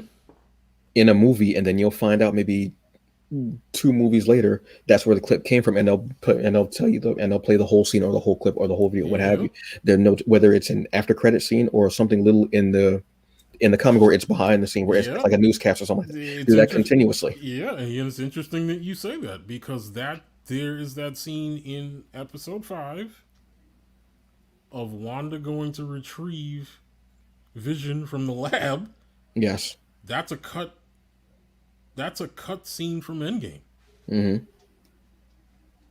And it's they even the stuff that they don't use, they Mm-hmm. use. They're like, you know what? I bet we can use that. I bet we can Mm-hmm. write that in. Mm-hmm. Yeah. It's so folks, again, like, see how we're talking about this and we're balanced and we're Mm-hmm. talking about this and enjoying stuff like that. Mm-hmm. But and if you didn't get little references stuff like that, and Mm-hmm. you are like, oh, I didn't get that, I did that, we're happy. If you did get it, great. I'm Mm-hmm. glad that you saw it and you Mm-hmm. picked up on it and you enjoyed that little piece too. Mm-hmm. It's cool. That's why there's so many videos about Easter eggs that you may have missed, because some people don't get everything. You Mm-hmm. can't get every single thing. And if you say, oh well, I got them all, congratulations. Yeah. Yeah. Congratulations to you. You saw every little bit in there. Yeah. Congratulations. Trust me. Trust And me. then you left the theater and then you went home and you had some more popcorn. So what, man? Trust me. Yeah, and I agree. I agree exactly with what my co-host is saying. Like, it is better to just share information with people than to downgrade them for not knowing stuff. Yeah. Like, I will see something on YouTube all the time, and I'll either share it with this guy over here or Mm-hmm. friends of mine who don't really know that much about it, who want to know more. You know what I mean? Mm-hmm. Like, I don't have a problem doing that because I don't know everything. Exactly. Because Like there's some stuff sometimes that you I don't will say. see, yeah, I'll see something on YouTube that makes me think of what I just saw or what I haven't seen in a very different way, and Mm-hmm. I'll be like, oh, I'll think of somebody who may have remotely asked me a question a long time ago that might be close to what this clip may satisfy for them, and I'll send it to them. You know what I Exactly. mean? Like I don't care. Like nobody has all the right answers. Nobody does. Well, apparently a lot of people in the nerd and geekdom do, Apparently so. which they don't. You just it's Yeah. let's enjoy the stuff. Let's and if Yeah. somebody goes, oh well, you know what? I don't know about this. What does this mean? Okay, great. And if some people don't get it, they didn't take it in. Okay, cool. Yeah. If they Yeah. ask you, great. If they don't, or say, oh hey, you know what? There were a lot of references, Yeah. and you Yeah. may have missed some of them. I missed a few too. Hey, Yeah. here's this clip from YouTube. Here's this clip from whatever. You know what I mean? Yeah. I didn't get all these references. Oh, remember, spoiler alerts are in here too. So if you didn't see it, don't, you know what I mean? What have you? There Yeah. are ways to not be a dick. Yeah. And There yeah. are ways. Yeah. Yeah. And I do it with Amina all the time. Like I want her to be able to enjoy these movies for herself, right? Hmm. I don't want her to be Without me. reading all the damn Yeah. comics. I don't want her to be me at all. Like I'm Hmm. like the way I Exactly. enjoy it is completely different than the way she enjoys it. Exactly. Like sometimes I will maybe say something to her that just struck out that kind of stuck out to me that may help her to understand why I see it that way, or it may Hmm. help her to understand more about the backstory of something that she just saw. But I'm Hmm. not trying to make her the second Marvel DC comic expert. No, Exactly. because Because that's it's not her. That's not what she wants to do. and that can never happen. No, and like you said, no one can know everything. You can't stop. Exactly. But everybody say, "Oh, I figured it out." And oh, congratulations. Yeah. And Okay. exactly. So did you And I stop watching the movie? No. Okay. Then exactly, what do you want? All exactly. right. And I So and I've said what this do to you you want? many times, brother. Like it's almost more refreshing that she doesn't know half the stuff that I know because I get to enjoy it in a very different way with her. And also, it's fresh eyes. So that person might see something that you didn't think, and they'll go, "Well, does Exactly. this make sense?" Because and you can go, "Oh, yeah, I never thought about that." Thank And you. you might want to go back and rewatch it or reread it, like whatever Thank you. that is, and you see it. Yes. Different perspectives. There's remember how we talk about different perspectives. We need different perspectives. Yes. Fresh eyes can be that too. Just because someone is watching this for the first time or reading this for the first time doesn't Yeah. devalue their No. opinion. I mean, it's No. one thing if they're like a dick about it, but a Yeah. lot of times they're not. They're just trying to figure it out. There's a lot. There are over 20 something movies. Yeah. That's nothing in comparison to all the damn comics and the Yes. history Yes. before. before retcons, after retcons, Yeah, yeah, multiple, yeah, yeah, yeah. like the multiverse, time travel. There's a lot. Okay, if they showed one of the stories of Captain Marvel when she was Ms. Marvel, Mm-hmm. and the whole fact that she gave birth to her husband or lover, something like that. There was a storyline, and it Mm-hmm. was like a rape angle as well. Mm-hmm. They retconned that out. Yeah, yeah. I See. mean, like, and I wouldn't want to know that truthfully. If I was watching, I would go, I don't want to know that. That's yeah, No, you yeah, don't. yeah, yeah, yeah, yeah, yeah. So I mean, Yeah. yeah, Fresh eyes just yeah, unsaddles you sometimes from your own bullshit of yeah, how you remember things. yes, You and know we what I all mean? have a lot of bullshit, Yeah. but people just gotta look, relax, chill, enjoy it. If you find out some information and people want to know about it, cool. Mm-hmm. Don't downgrade anyone. Don't talk down to anyone because you know what happened in the comic book. Yeah. I Yeah. said that sentence out loud. Listen to it again. Don't downgrade or talk down to someone because you know something that happened in a comic book. Exactly. When you say it out loud, you put perspective on things. Exactly. Okay, Exactly. that's all I'm asking, folks. That's it. That's it. Yes, All sir. right. So on that note, I think I might just do that, like that part from my rant on, as like a Mm-hmm. little separate, Mm-hmm. like little thing. Mm-hmm. Like, look, I just got to say this, Yeah. because y'all, I love Yeah. it and I hate it. Sometimes y'all just say shit, and I'm just like, I wish y'all. Yeah. And Oh, that's one of the reasons why I'm not really on social media a lot. I mean, because people are taking things too far. They're going too I far. hear you. I hear Whatever, you, brother. I hear you. I whatever. hear you. On that note, Yes, sir. folks, it felt good to be back. There was a lot in here. Like I said, I'm going to divide this episode up. As far Mm-hmm. as the video, you getting Yeah. all one chunk. Yep. Binge Have at watch that. it. Yeah. Um, Exactly. Exactly. you know what we should do? A recap at the beginning of every episode for no goddamn reason. Exactly. No goddamn reason. Exactly. Um, yeah, I will be dividing up the audio Mm-hmm. when I get it available and chop it up. Yeah, I might actually do three. Like I said, I might divide up these two episodes and then do this last part as just one. I don't know. You'll find out. And Mm-hmm. you know what? Binge that shit. All right. Mm-hmm. How's that sound? Binge that.